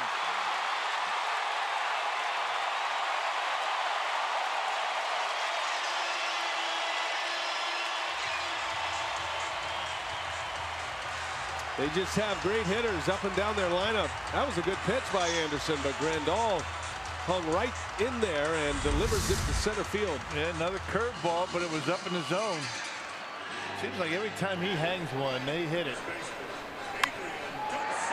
Hanging curveball, so the walk, stolen base with 2 outs and nobody on.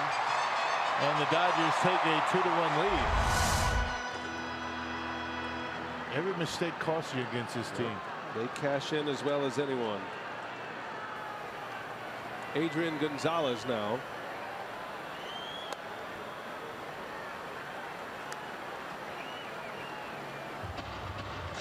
Folks who have been watching games here all year, as you see Hughes getting ready in the bullpen, they'll tell you that the ball's been flying out of here. It's been warm, a little bit of humidity. Tonight's a little different story though. The marine layer's in and it's been here the last couple of weeks, and so the ball's not traveling as well as it has. We've seen a lot of fly balls go to die here tonight.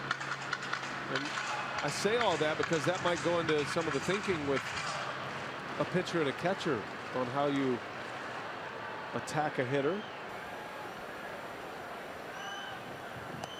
Yeah, let them hit it as long as they don't pull it down the lines, right? I mean, stay in the ballpark for the most part, but hanging curveballs are never a good idea.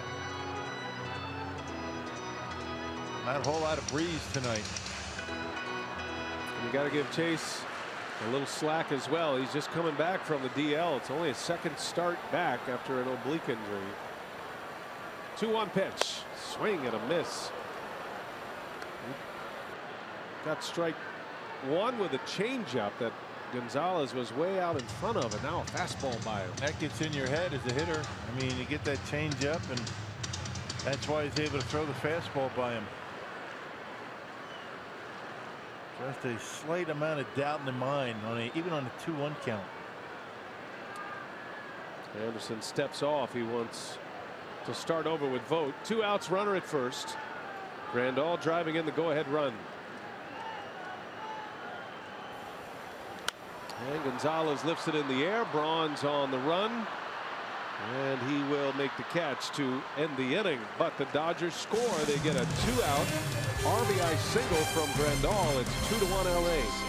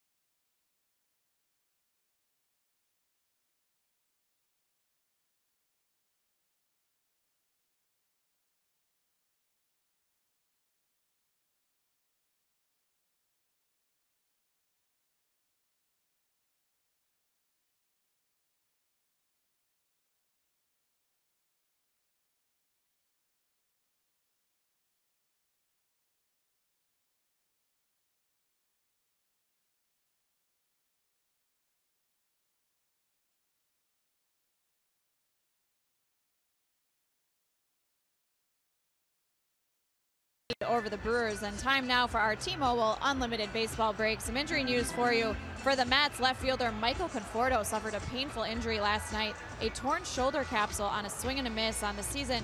He has a .279 average, 27 home runs, and 68 RBIs. And for the White Sox, top prospect Yoan Moncada, second baseman, going on the 10-day DL. He re-aggravated his shin splints injury, so he's going on the DL with that bone contusion. A .188 average for him and 3 home runs. That was a tough injury. That was hard to watch. Michael Conforto on a swing on a follow-through. Yeah. Separated that shoulder. He's having a great year. All-star this year, Conforto.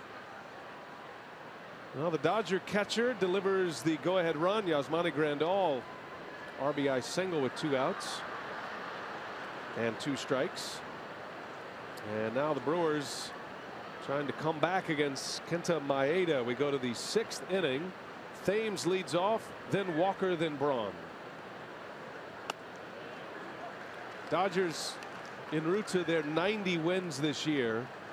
They have been the ultimate closers in Major League Baseball of all time. They are 68-2 when they leave after 5 innings. Something. 68-2. That speaks awfully well for their bullpen. And starting rotation, bullpen, the Dodgers far and away the leaders in earned run average in the National League. No team even close. Yeah, more than a half a run better than the next team, the Diamondbacks, and the ERA leaderboard. And Thames strikes out. Maeda took a little something off, a little changeup, and Thames is a strikeout victim. Yep, changeup going down and away from Thames and swings and misses.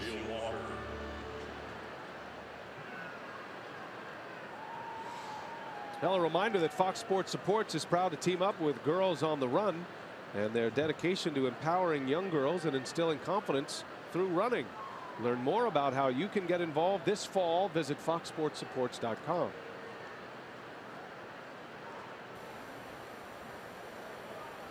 Two to 1 LA. Here is Neil Walker. 0 for 2 against Maeda. So that 68-2 record, just for some perspective, that is a .971 winning percentage when they have a lead after 5 innings. The league average winning percentage for the league when leading after 5 is .819. Walker bounces to second. 2 outs. There are so many superlatives on the Dodgers. You could just go on and on. Yeah. It probably is best summed up by the Hall of Fame Spanish radio announcer of the Dodgers, Jaime Jarrín, as you see Tony Cingrani loosening in the bullpen. I asked Jaime Jarrín who or what is the greatest Dodger team you've ever seen, and he didn't even flinch. He said this one. Yeah, said the teams in the early 70s were good. This guy's been going for 57 years with the Dodgers, by the way. Yeah, Dodgers haven't won 100 games since 1974. That's when Walter Alston was managing. Jarrín mentioned 4 other teams: the 62 team, the 63 team, and then 77 and 78 as his Mount Rushmore of Dodger ball clubs. But he said this one is the best.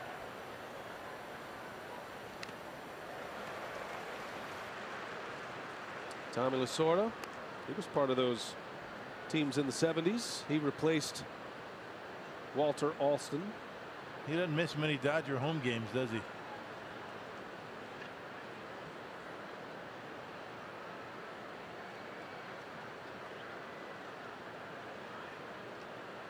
Dodger record 105 wins, as you mentioned. They could win 106 games this year if they went 4 under 500 the rest of the way. They could go 16-20 the rest of the season and still set the Dodger franchise record for victories in a year. It's just ridiculous how good they've been. And they're chasing that major league record. 116. Thing is, they're so deep. I mean, they have so many weapons down in the minor leagues they can bring up. They're still competitive. They've had some guys on the disabled list, and you wonder how hurt they are. They just might be resting them a little bit. Braun in a 1-2 count takes a called strike 3, and Maeda locks down the 6th inning, and he's retired 7 in a row now. Dodgers coming up bottom 6. Brewers down 2-1.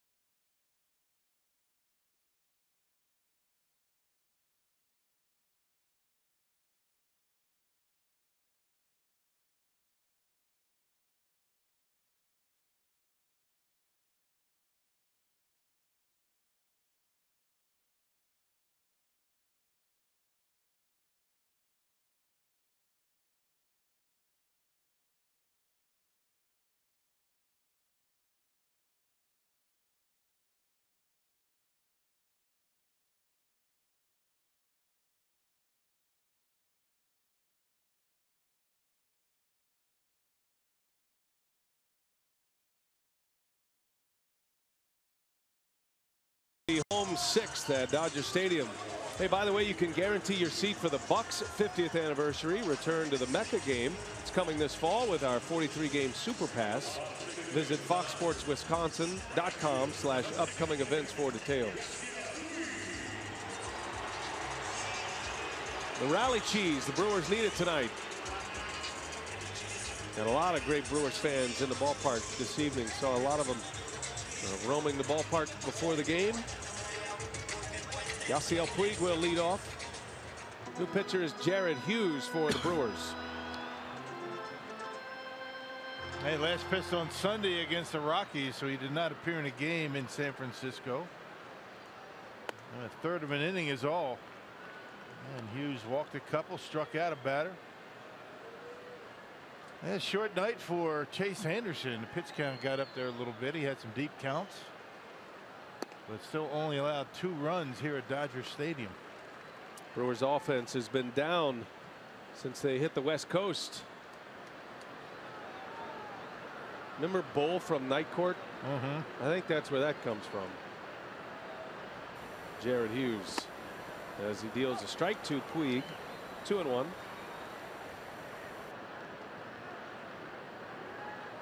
Puig is 1 out of 2. Had a base hit off Anderson in the 2nd inning.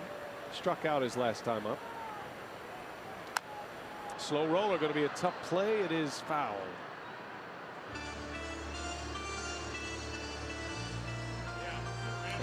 Anderson just making his way back. So back-to-back starts for Chase with 5 innings. Brewers glad to have him back. They're going to need him if they're going to make a run. Survive this road trip. The Brewers hoping to stay within shouting distance of the Cubs. Right now they're 2.5 back. Could go to 2 or 3 depending on the outcome of this one. Cubs lost today in Philadelphia. If you can just hang in there, you get Chase back in the flow of things, your best pitcher. And then the Brewers have 7 games against the Cubs the rest of the season. Yeah, a lot of teams within the division. Yeah, they play the Cardinals a couple of games Tuesday and Wednesday at Miller Park. Yeah, they're in control of their own destiny.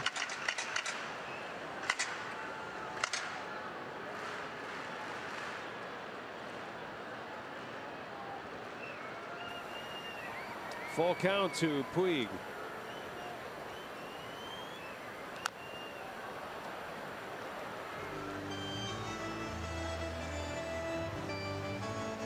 Central Division in the National League with the Cubs leading the way. The Brewers had a 5.5 game lead at the All-Star break. St. Louis behind the Brewers. They lost at home to the Rays tonight. A golden opportunity for the Brewers to do some damage, make up some ground on the Cubs, and put a little distance between them and the Cardinals with a win tonight. Going to have to be a comeback win this evening. Only down by 1. The thing about this Brewers offense, I mean, they can snap out of it quickly and put up a big number. 8-pitch at bat already for Puig. And that one driven to center field, way back. Broxton leaps and gone. Home run. 3-1 now.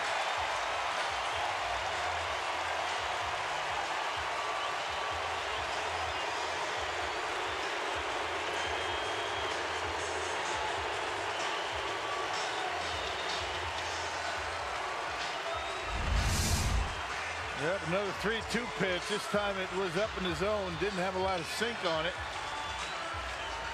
Dead center out there, and that was pretty much of a no-doubter.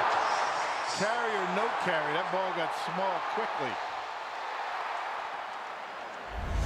Aren't many players with the kind of power you can hit one at night to center field and know it's gone. Puig is one of them. 23rd home run of the year for Yasiel Puig. All but one of those coming against right-handed pitchers.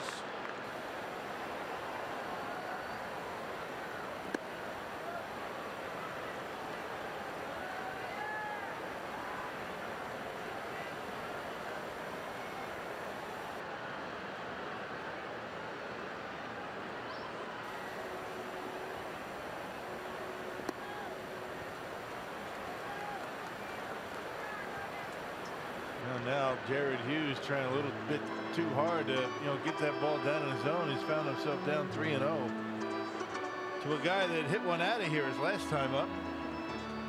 So 6 and 7 in the batting order for LA, responsible for both runs. I should say 2 of the 3.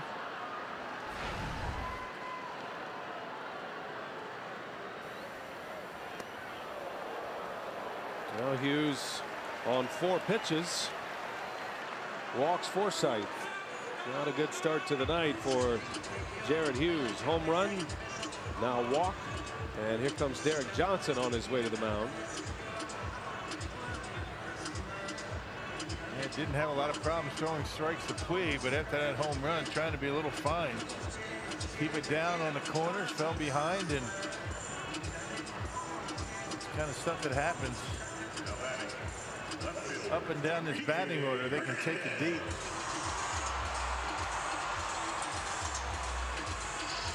Hey, tonight's time of the game winner, the Frog Pond in Morrisonville. If they call the Brewers by 8 o'clock tomorrow morning, they get 40 tickets to a Friday night game in the Miller Lite Beer Pen. This offer courtesy of the Tavern League of Wisconsin and Miller Lite.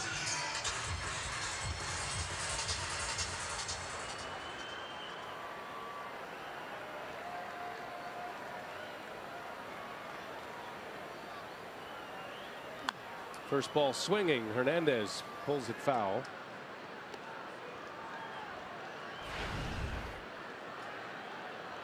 Kenta Maeda was on the ropes a bit in the 4th inning. The Brewers with back-to-back walks had a chance to score, maybe take the lead. They got the final out of that inning, a long at-bat with Stephen Vogt, and he has come back and retired the next 6, making it 7 straight retired. Meanwhile, the Dodgers with a 2-out RBI single by Grandal that came with 2 strikes. And then the home run by Puig.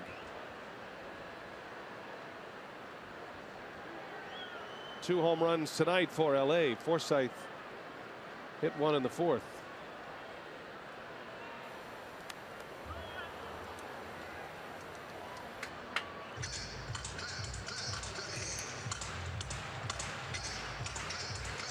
The resurrection of Yasiel Puig. It was a lot of rumors that he was very close to becoming a Brewer at one point. Yeah, last year, right? Dodgers were so down on Yasiel Puig, but he's come back. He's been a key player, just burying him in the bottom of the batting order, and he's gone about his business quietly.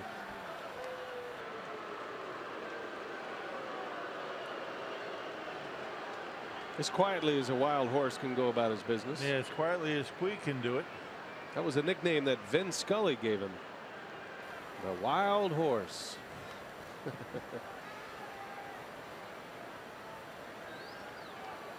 A little bit unusual to come to Dodger Stadium and not see Vin Scully.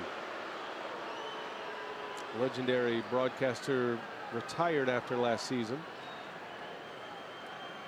One of the nicest human beings you'll ever meet, Vin Scully. 0-2 the count on Hernandez. There goes the runner. Pitch is down and out. Throw to second. Safe. Stolen base.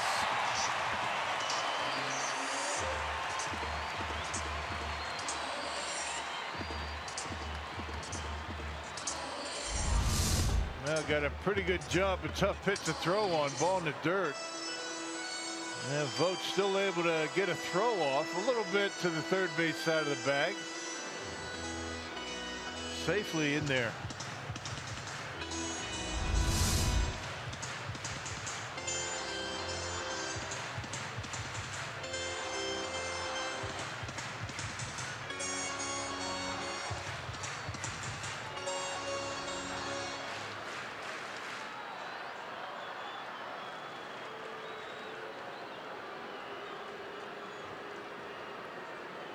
Take a look at it. I think they might see if he came off the bag on the slide. Walker kept that tag on him as he slid past the bag. Remember, it was a stolen base for the Dodgers in the 5th inning that helped them take the lead. 2-out stolen base by Turner. That's a crew chief over there, Gary Cederstrom on the left. Well, he took the glove off the tag, but then reapplied it. Let's see if Forsythe is off the bag when Walker, you see, he takes the glove up. Now he brings it back. The question is the foot off the bag? Foot might be off the bag, but look at the left hand. Is that on the base? Yeah, I'm not sure his hand ever left the bag. Gabe Morales, the calling umpire. I guess Neil Walker might, he was blocking off the bag with his knee. Now, right there, I mean, does he ever really touch the bag, or does he slide into Walker's knee?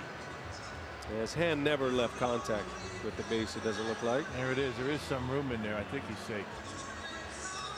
Yeah. I thought maybe that the hand initially had gone into the knee of Neil Walker, but that wasn't the case. Yeah, the foot was on the knee, but the hand never came off the bag. It's great work by our camera crew. Seeing all of that. Call on the field stands. And so Hernandez in a 1-2 count. Brewers can ill afford to go down any more at this point. 2 runs will be tough enough against his great bullpen. Brewers have only 1 hit tonight. The home run by Santana.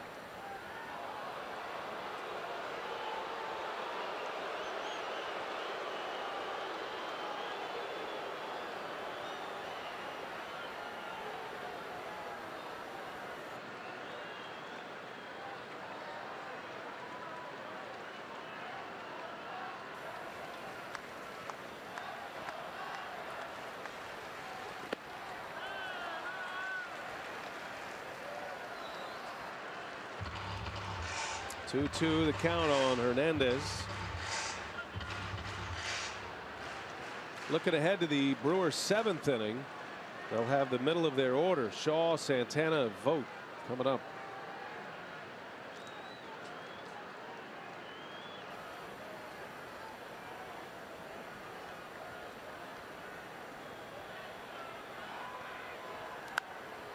Well, pop-up had him out in front. Thames is there, and there's out number 1. Yeah, nice breaking ball that time from Hughes. Slider. Got ahead of him with fastballs and tried to put him away with the slider. He missed a couple of times, but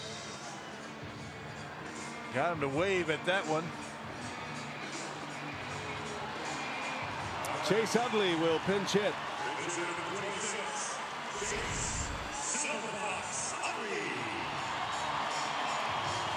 The Silver Fox. If you can stay in the game long enough to be called the Silver Fox, that is a source of pride, I'm sure. Yeah. Long career in the big leagues.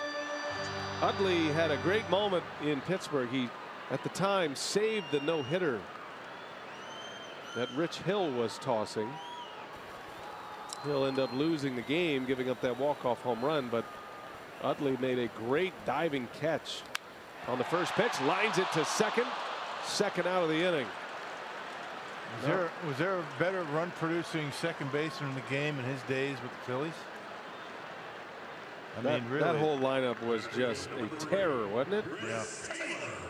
Victorino and Worth and Utley and Ryan Howard. And he had those knee problems and never was the same, but having a good year.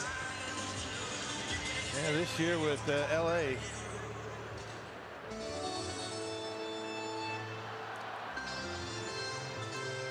Top of the order, here's Chris Taylor. 0 for 3 tonight. Taylor comes in 8th in the league in batting. He's hit 17 home runs, and he is 5th in the league in doubles with 31. He has had a breakout season. Chris Taylor. On base percentage over 380, so he's getting on base, scoring runs.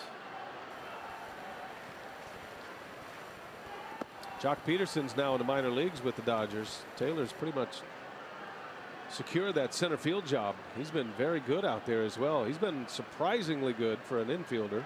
Third baseman turned outfielder. played all over actually. Third, short, second.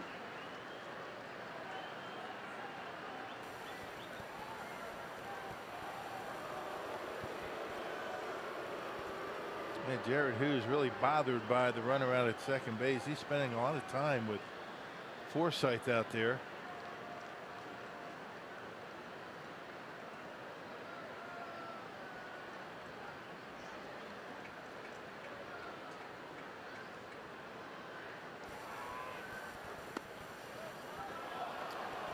Chris Taylor, in parts of 3 seasons in the major leagues, had 1 career home run to begin this season. He's hit 17 this year. Never played more than 47 games in the big leagues. He did that his rookie year in Seattle. He's been a regular this season. Approaching nearly 400 at bats, and the production has been there. Mariners traded him to the Dodgers for Zach Lee. That was back in 2016. Zach Lee, a pitcher who's now with the Padres.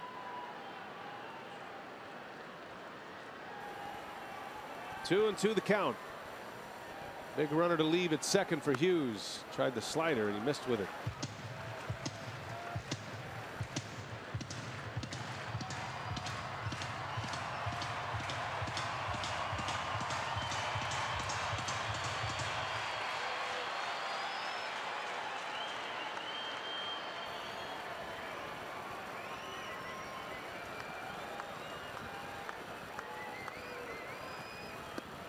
Taylor lays off. Yeah, pretty good pitch, even better than the one that was called a strike earlier in the at bat. Second walk of the inning, and Counsell is going to make a pitching change. Well, not a good night for Hughes. A home run, 2 walks, allows a stolen base. Dodgers add to their lead, and it's going to be Oliver Drake who will come on and face the left-handed hitting Corey Seager. We'll take a break. Pitching change at Dodger Stadium. Drake in for Jared Hughes.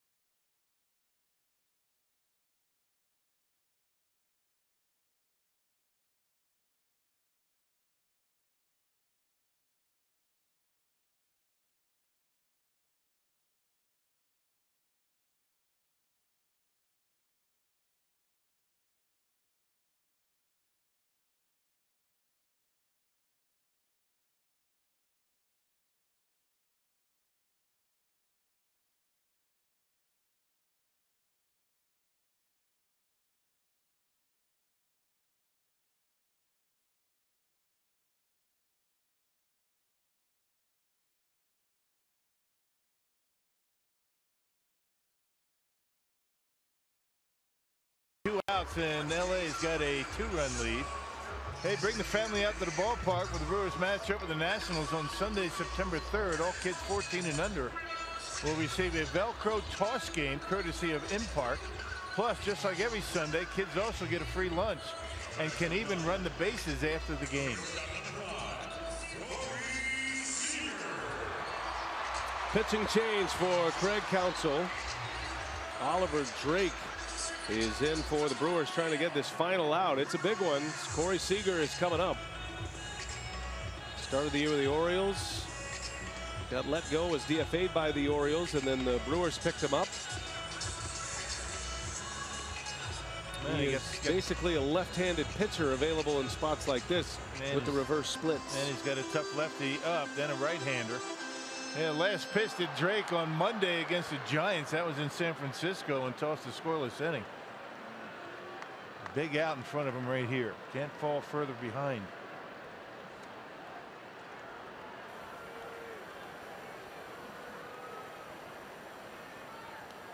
In the dirt, Vogt blocks it well.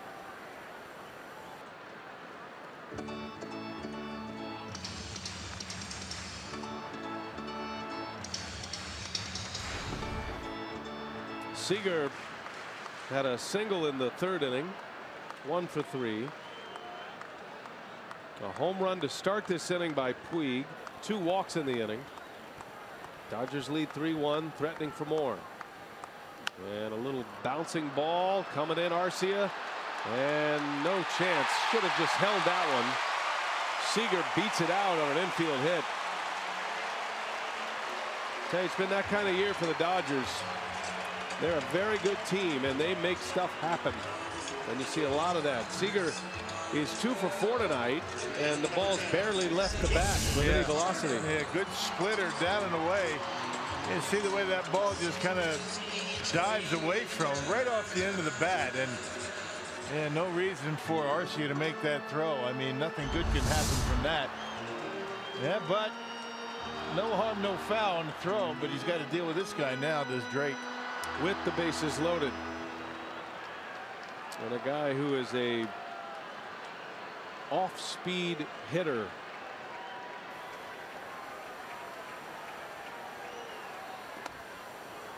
And so Drake starts him with a fastball for a strike.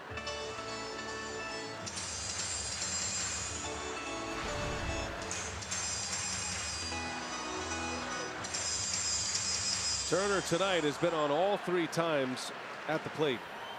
2 walks and a single. Stole a base and scored the go-ahead run in the 5th inning. Another fastball.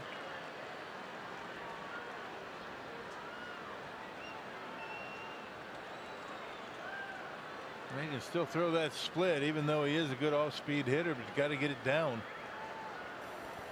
Can't leave it upstairs. There it is.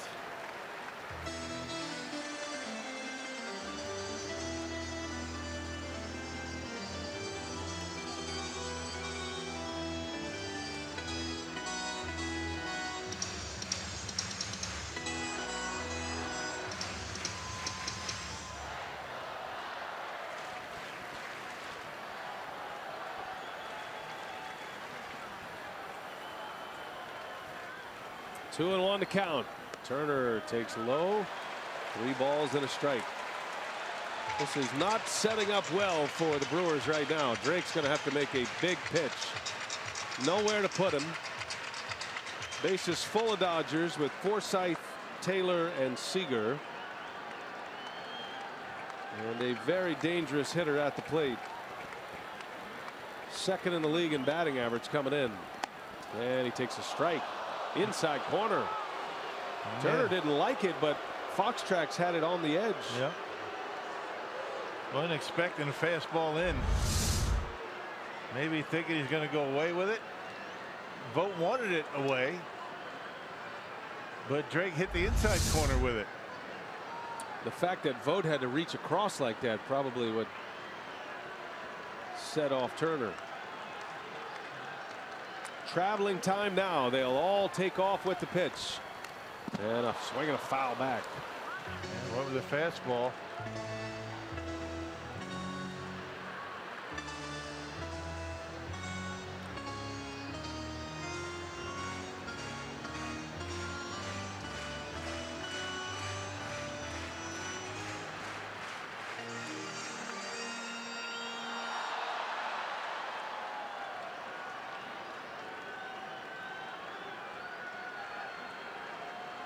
Turner knows this could be a put away punch for the Dodgers. Drake's trying to get this one over with. Little half swing. Did he go? Yes, he did.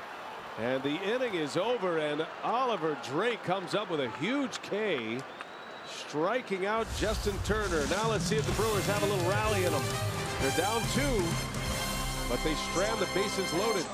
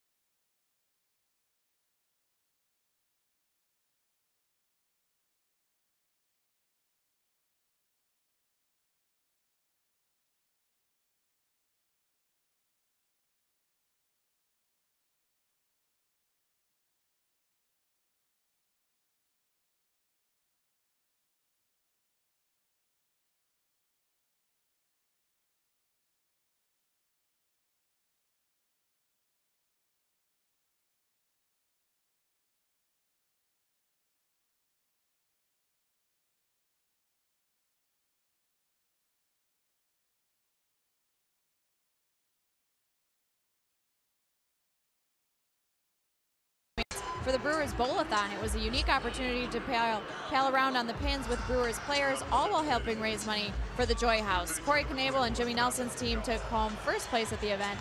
Nelson had the highest score among all the Brewers players, while Oliver Drake had the lowest score. Proceeds from the event went to go support the Joy House, which is a shelter to help women and children reclaim their lives from homelessness. So well done to Garza and all the teammates who showed up for that event. Always an annual event, and Garza does a great job hosting that. All right, Sophia, thanks for shining a light on that, raising a lot of money. Former Cincinnati Red Tony Cingrani on to pitch for the Dodgers here as we go to inning number 7. The Brewers down 2. Yeah, the Dodgers picked them up, you know, last day before the trading deadline was over from the Reds.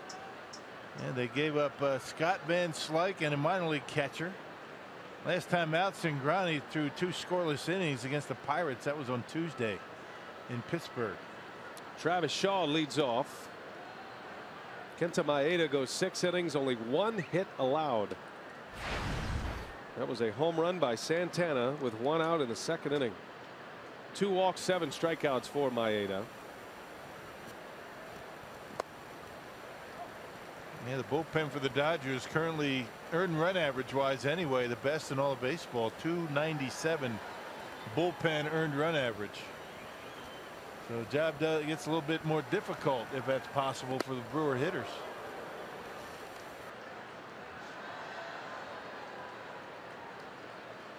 Those are the numbers for the Dodger bullpen. By far and away the best ERA. Yeah, Brewers on the list. Brewers on both the lists, the starters ERA, the relievers ERA, and that's saying something when you consider the ballpark that these pitchers for the Brewers are pitching in half the time. Miller Park, a hitter-friendly ballpark. Yeah, Brewers pitching staff overall 6th in the National League. 4.13. Good work. Shaw in the air, foul territory. A lot of room over there, but it is going to end up in the seats. Travis has handled left-handers well this season. That was the big knock on him with the Red Sox. One of the reasons they traded him to the Brewers. Boston did not feel he was an everyday player. They did not feel he could hit against lefties regularly. And the Brewers gave him that chance, and he's hit .250 against lefties this season. And he lays off a tough breaking ball there from Cingrani. Yeah, Cingrani throws a lot of fastballs. He likes the fastball. He doesn't throw really all that hard, but he likes to throw it up in his zone. Just threw a pretty good curveball. Shaw, jam shot, and this will be playable. Grandal makes a play, out number 1. Yep, when a fastball up.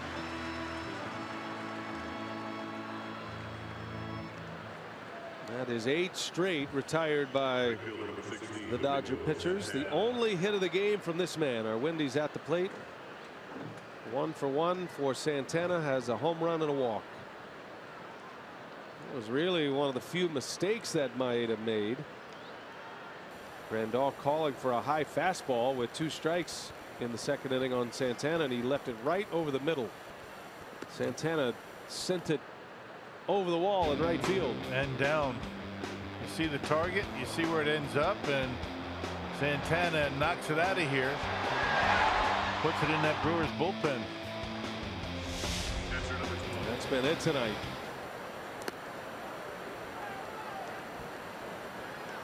You never know how the season's going to go, how it comes out, but there has to be discussion for the Brewers. David Stearns and company, general manager, assistant GM Matt Arnold, along with Craig Counsell and the field staff. But the Brewers are going to have to improve on their ability offensively to score without the home run ball. You love the fact that they hit a lot of home runs, but there are a lot of games throughout the schedule, a lot of nights you're just not going to get the home run ball. I'm not sure that's a learned behavior. I think that's something that maybe you relax a little bit. Maybe personnel. You know, as time goes on, and there are guys that in the history of the game, and the Brewers have had them, and they still have them, that just just seem to come up with those big hits. They rise to the occasion, if you will, right?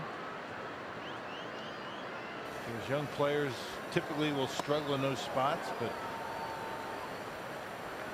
well, Santana walking for the second time tonight. It's not like you don't want your team to hit homers. That's not what I'm saying. I think what is glaring with the Brewers offense in nights like this, you're facing good pitching first, but you get into ballparks like Dodger Stadium or AT&T Park in San Francisco, maybe Pittsburgh at PNC Park. Brewers have a tough time, generally speaking, with multiple hits, multiple base runners in an inning. So they're a home run hitting team that sits back for that, maybe a walk, a 2-run homer. It's just the way their offense is built. Not because of the ballpark they play in. A lot of it has to do with that. Doug Melvin built the team that way, and it looks as though David Stearns is following that mold.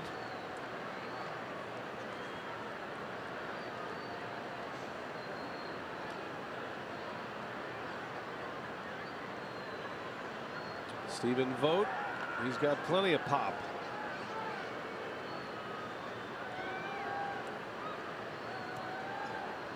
Lefty on lefty matchup. Let's cut the last name down from Cingrani to Grani. Yeah, that makes sense. It's easy, easier that way. Get Grani up. 1 ball, no strikes. And off the end of the bat, right to the second baseman. Forsythe, double play. Inning over. That ended quickly. Santana got caught off the bag. Brewers come up empty in the 7th.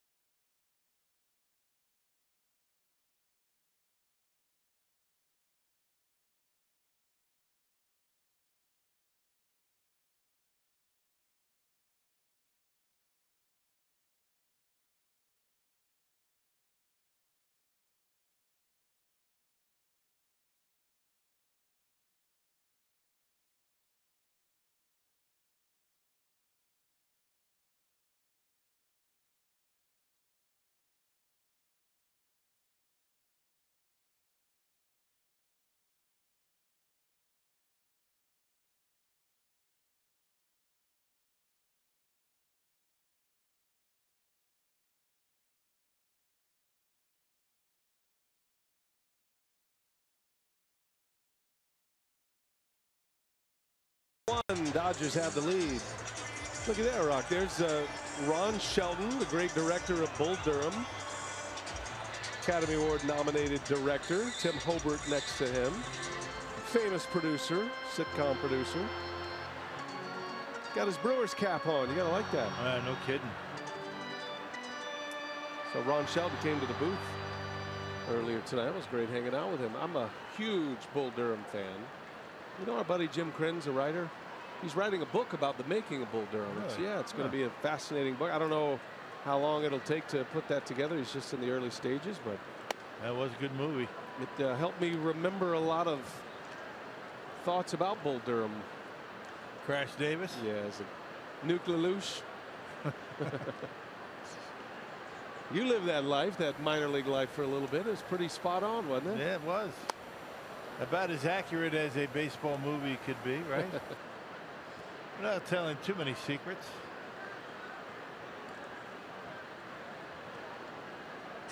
Yasmani Grandal starting this Dodgers 7th.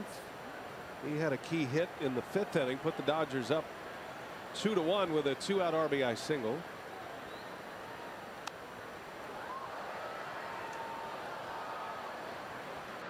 I tell you, that was a good split-fingered fastball that Drake threw to Turner to struck him out. Kind of like went the opposite direction of what his splitter normally does. Usually goes down and into a right-hander. That one had a little bit of a cut action to it, going away, and got him on the check swing. And Grandal with a swing and a miss. So Drake punches out another Dodger hitter. His second K. This is the way the splitter normally acts right here. You can see right over the top. A little bit of that screwball spin on it, and watch it go down and away as it gets to Grandal, and he's out in front of it. It's amazing how much he tilts his body and gets that arm right on the top, and comes and pulls it down and through. Gonzalez into deep right center field. Santana's over, as is Broxton, and Broxton catches the ball. And a bounce. It hit his glove, bounced out, and he secures it for the out. Yikes. F8 could have been scary. Number 66. You know, It gives this one a pretty good ride to Gonzalez. Now check it out. Ooh. In and out of the glove, but able to catch it on the rebound. Wow. That could have been disaster for Broxton. Drake says, yeah, he had it all the way. Good pitch. 2 outs for Puig. It's all fun and games till you drop one. Right. Don't outfielders say playing the outfield at Dodger Stadium is one of the more difficult places to play, especially for the visiting team? Yeah, it is loud out there. I don't know how it is, when the ball's hitting into the outfield, but if you're Keon Broxton and you're right in front of that bank of speakers out there, I mean, it is the loudest sound system in all of baseball, maybe all of sports. I don't know. You can barely hear yourself think here in the booth when we're doing our open, and that thing's cranking. I can't imagine standing out there right in front of it. They crank it too. They get it very loud.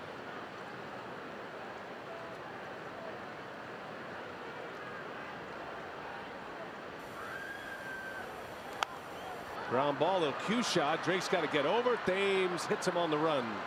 Good catch by Drake. That'll be a 3-up, 3-down inning. Side retired. Brewers need some offense. Down a pair.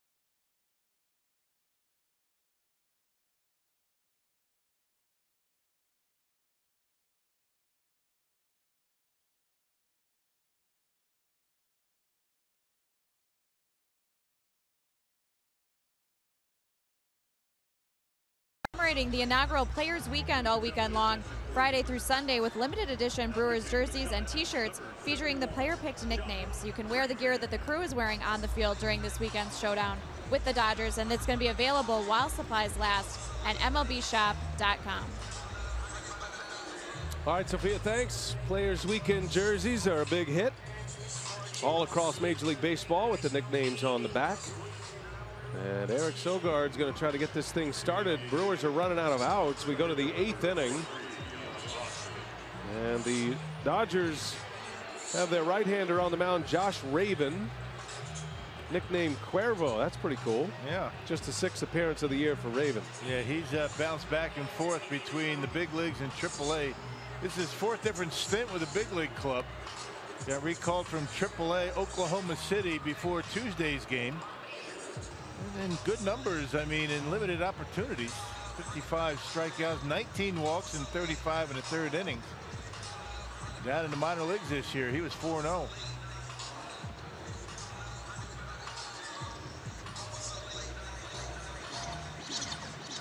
So Keon Broxton will start it.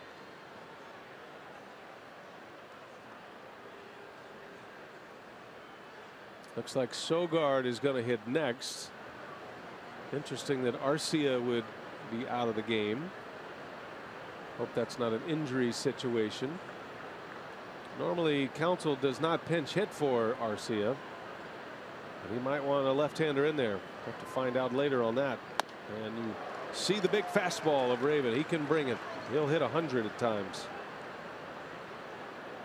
Well, you might want to get as many left-handers in the lineup as he can when he can. Bottom of the order. You're not going to pinch hit for anybody at the top of the order. So Brewers currently have 5 guys on the bench, including Sogard, VR the switch hitter. And they have 3 right-handed bats. If the Brewers do come back in this game, you can put a star by the performance of Oliver Drake here tonight. 4 outs, including striking out the Dodgers' best hitter, Justin Turner, with the bases loaded. Keeps the Brewers down 2. Swing and a miss. 1-2 the count. Yeah, cutter, slider, whatever you want to call it, and the big fastball. This guy does have a save this year. Dodgers lost a game on their last road trip, giving up only 1 hit. The walk-off by Josh Harrison. They've only allowed 1 hit tonight. They're leading 3-1. Broxton swings and misses. And a strikeout to start the 8th. Yeah, good luck trying to make contact on that big fastball. You know, with that velocity. Anything belt and above, very difficult to get a bat on. So it'll be Sogard for Arcia.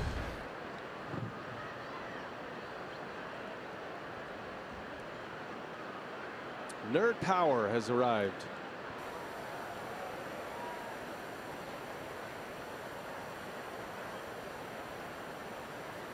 Hitting for Arcia. There's a strike. That Nerd Power really took off in Oakland. They made up t-shirts and sweatshirts, all kind of swag with that logo. He had his own logo with a baseball with the glasses on it.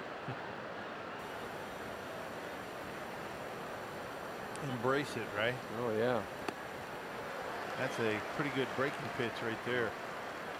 They just keep coming at you. The Dodgers have so many prospects. This is one of them here, Raven, but their major league team is great. And then they have all of this support, all of this talent coming. They've got a chance to be a juggernaut for a while. Of course, we were saying the same thing about the Cubs last year. Just never know in this game. Swing and a miss. Yikes. Yeah, that's tough pitch to make contact on that slider.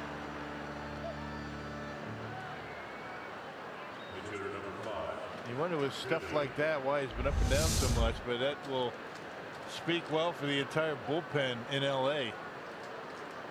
That's nasty.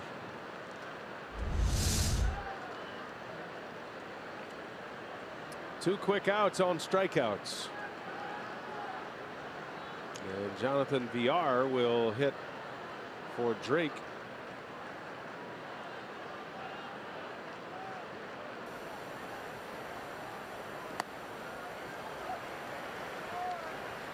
He is just throwing bullets in there. Upper 90s at the knees with a great off-speed pitch to complement it.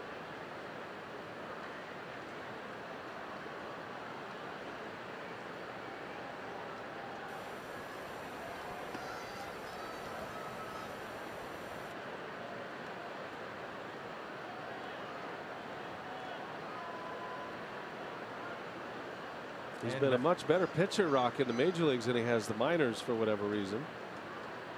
ERA over 4 in AAA, but in 10 relief appearances with the Dodgers last year, a 0.93 ERA, only gave it up 1 earned run. 9 2/3 innings. Only gave up 2 hits, as a matter of fact, in his brief time in the big leagues. You got to believe that earned run average down in the minor leagues. You know, walks have to have something to do with it, because with that kind of stuff, you wonder how he gets hit, especially down in the minors. 1-2 the count, and VR strikes out. Brewers go in order. A little changeup at 91 for Raven. Strikes out the side in the 8th. Dodgers coming up.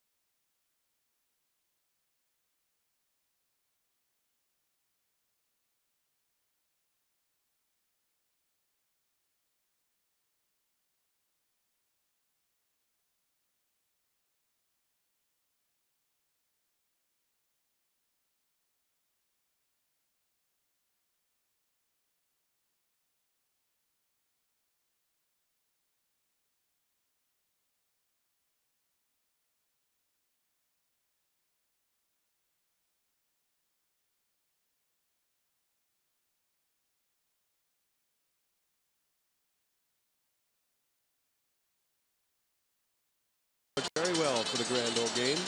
That's what this weekend's all about. Thinking back to our Little League days and honoring those who have helped us get to a certain level, especially for these players. That patch on the right sleeve allows the players to do that. Here's Jeremy Jeffress now. He'll pitch the 8th inning, trying to keep the score at 3-1. Dodgers lead by 2. Yeah, picked up a win on Tuesday against the Giants. Tossed a scoreless inning. The Brewers able to take the lead in the very next half inning and ended up getting a win. Much better for him and with the Brewers than it was with the Texas Rangers. Sogard stays in to play short. Came in for Arcia. As far as we know, that was just a baseball move. No injury situation. Arcia, Sophia reported that he is still in the dugout, so that was just a matchup to get a left-handed batter up. Didn't matter who was going to bat against Raven last inning. He struck out 3. He had electric stuff. Nobody was going to hit that, right or left. Yeah, but you play the percentages. You try and throw up as many lefties as you can to try and have him maybe see if he makes a mistake with that slider, which he didn't do. He even flipped up a changeup up there to strike out Villar.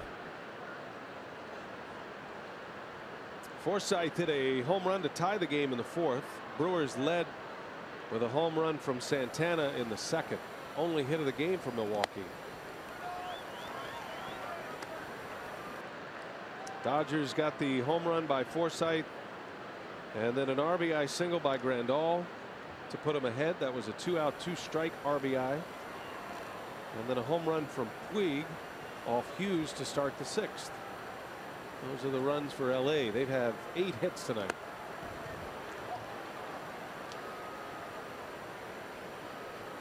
Brewers have hit some line drives, but right at some fielders. But for the most part, Dodger pitching has been dominant. There are very few teams in baseball history you can call a dynasty type team or a super team. But the way the Dodgers are going this year, they're the closest thing that we've seen in a long time to what the Golden State Warriors have put together. And there's Steve Kerr, the Warriors head coach, 2-time world champ as a coach, rings with the Bulls and the Spurs, and tell you what, he is running a basketball team that is going to be tough to deal with for a number of years. And winning their 2nd NBA title. Good to see Steve at the ballpark. He's been dealing with a lot of issues, had back surgery a couple of years ago, has had to leave his team twice over the last 2 years for long stints of time. He's a great guy. I used to work with Steve Kerr when I was with the Spurs. Called strike 3. Forsythe down on strikes. Jeffries with his first man out. Able to come back. He was down 3-1, and the big fastball able to catch the inside corner. That'll bring up Hernandez now.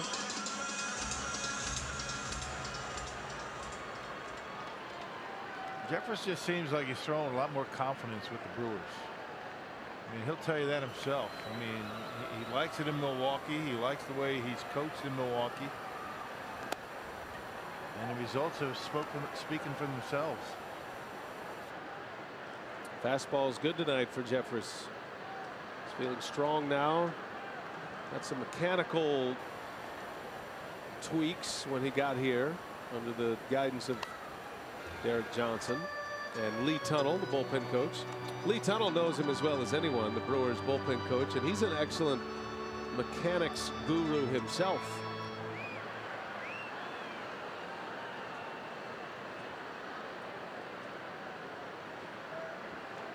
No balls, 2 strikes, 1 man out.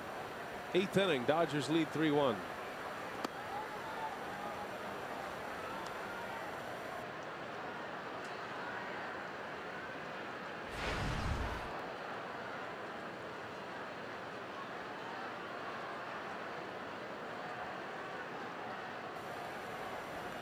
One and 2 the count. And did he go? No, he didn't. Checks a swing.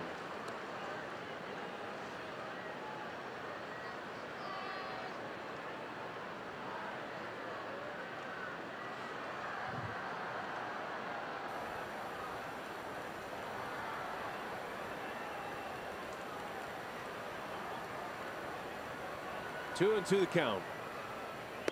Down he goes. Jeffries with another strikeout. Back-to-back Ks for Jeremy. This time I think it was that split change. Rock our Badger Mutual Insurance play of the game. The Yasiel Puig home run extended the Dodger lead to 3-1. A long battle with Jared Hughes, and that was a 2-strike bomb to center field by Yasiel Puig. That one a full count. And a number of 3-2 pitches. That one ends up in the out of the ballpark in center. But that last pitch for Jeffers a good one. That split change at 91. Pinch hitter for the Dodgers, Dave Roberts, has Kyle Farmer, one of his 3 catchers on the roster. Will get an at bat. Roberts had Granderson on deck. Decided not to use him tonight. We'll probably see Granderson in the lineup tomorrow.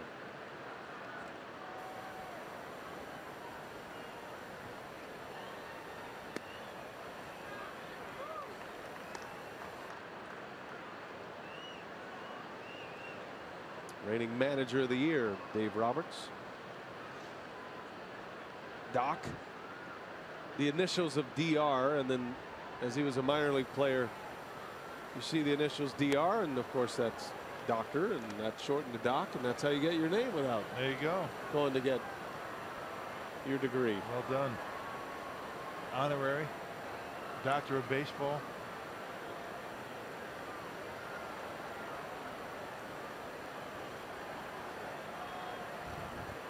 One and two the count. Count stays at a ball and 2 strikes. Brewers swung the bats well in Colorado, had a great series, won 2 out of 3 from the Rockies. Runs have been hard to come by here in the last 4 days. Dropping 2 of 3 to the Giants. Scoring only 2 runs in their 2 losses. Shut out one of those games. And only 1 run tonight on 1 hit. Ground ball to Sogard. And Jeffress with a nice inning. 1, 2, 3 with a couple of Ks. Brewers coming down to their last licks in the 9th. They are down 2. We got the top of the order coming up. Kenley Jansen, the great closer, coming in.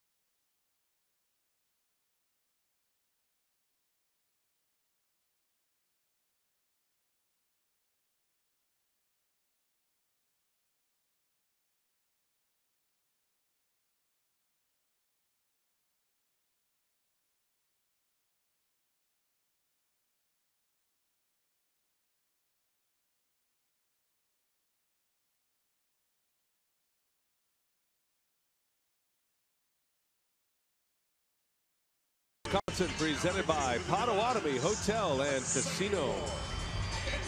52,455 here to watch the Dodgers and the Brewers. And the Brewers need something to get going here. How about a little home run reel? That might get them going. Brewers are second in the National League in homers, trailing the New York Mets. They've hit 186 this season. They get a couple of men on, maybe knock one out of here. We're going to have to do it against one of the league's best. Kenley Jansen currently second in saves with those 34 saves, 34 out of 35. Got that earned run average at 128. And he has only allowed the 4 home runs. Big strikeout guy, 89 strikeouts, and only 5 walks in 56 in the 3rd innings. Jansen will face Eric Thames to start the inning. Shift is on for Thames. 3 infielders on the right side. Jansen with that cut fastball. He bores in on left-handed hitters.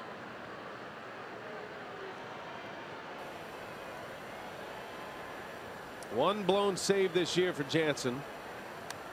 That was in a game in late July, the 23rd of July against Atlanta. He blew a save, giving up 3 earned runs in an inning and a third.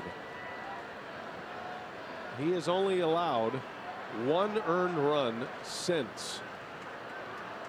So since July 23rd, when he blew a save, he's only given up 1 earned run. Yeah, so he's due. Man, that's how I look at it. I like it. 0-2 pitch.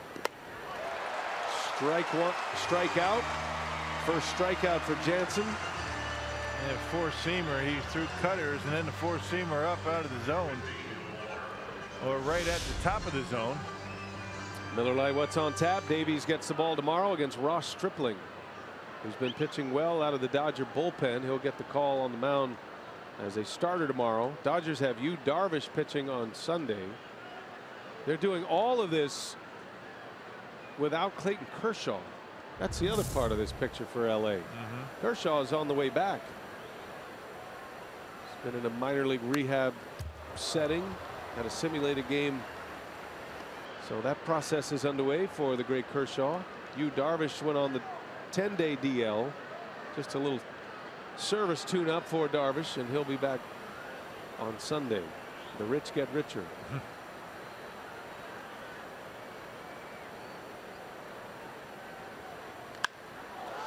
That ball's hit hard into left field. Long run, Hernandez, and he makes the catch. Oh, Kike Hernandez takes a hit away from Neil Walker. That was a heck of a play out there in left field, up against the wall. Second time he's made a catch up against the wall out there. This ball smoked into the gap. He plays deep.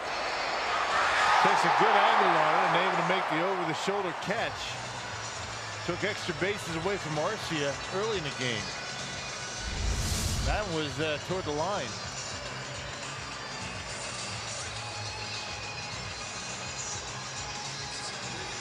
Brewers down to their last out. It'll be Ryan Braun.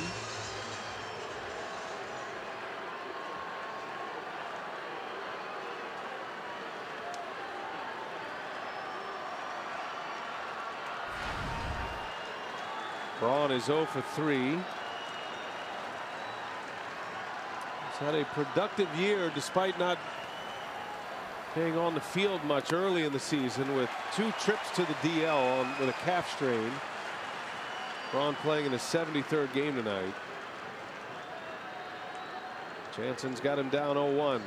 Brewers need a base runner in a bad way. They've got Shaw coming next. Got to get him to the plate.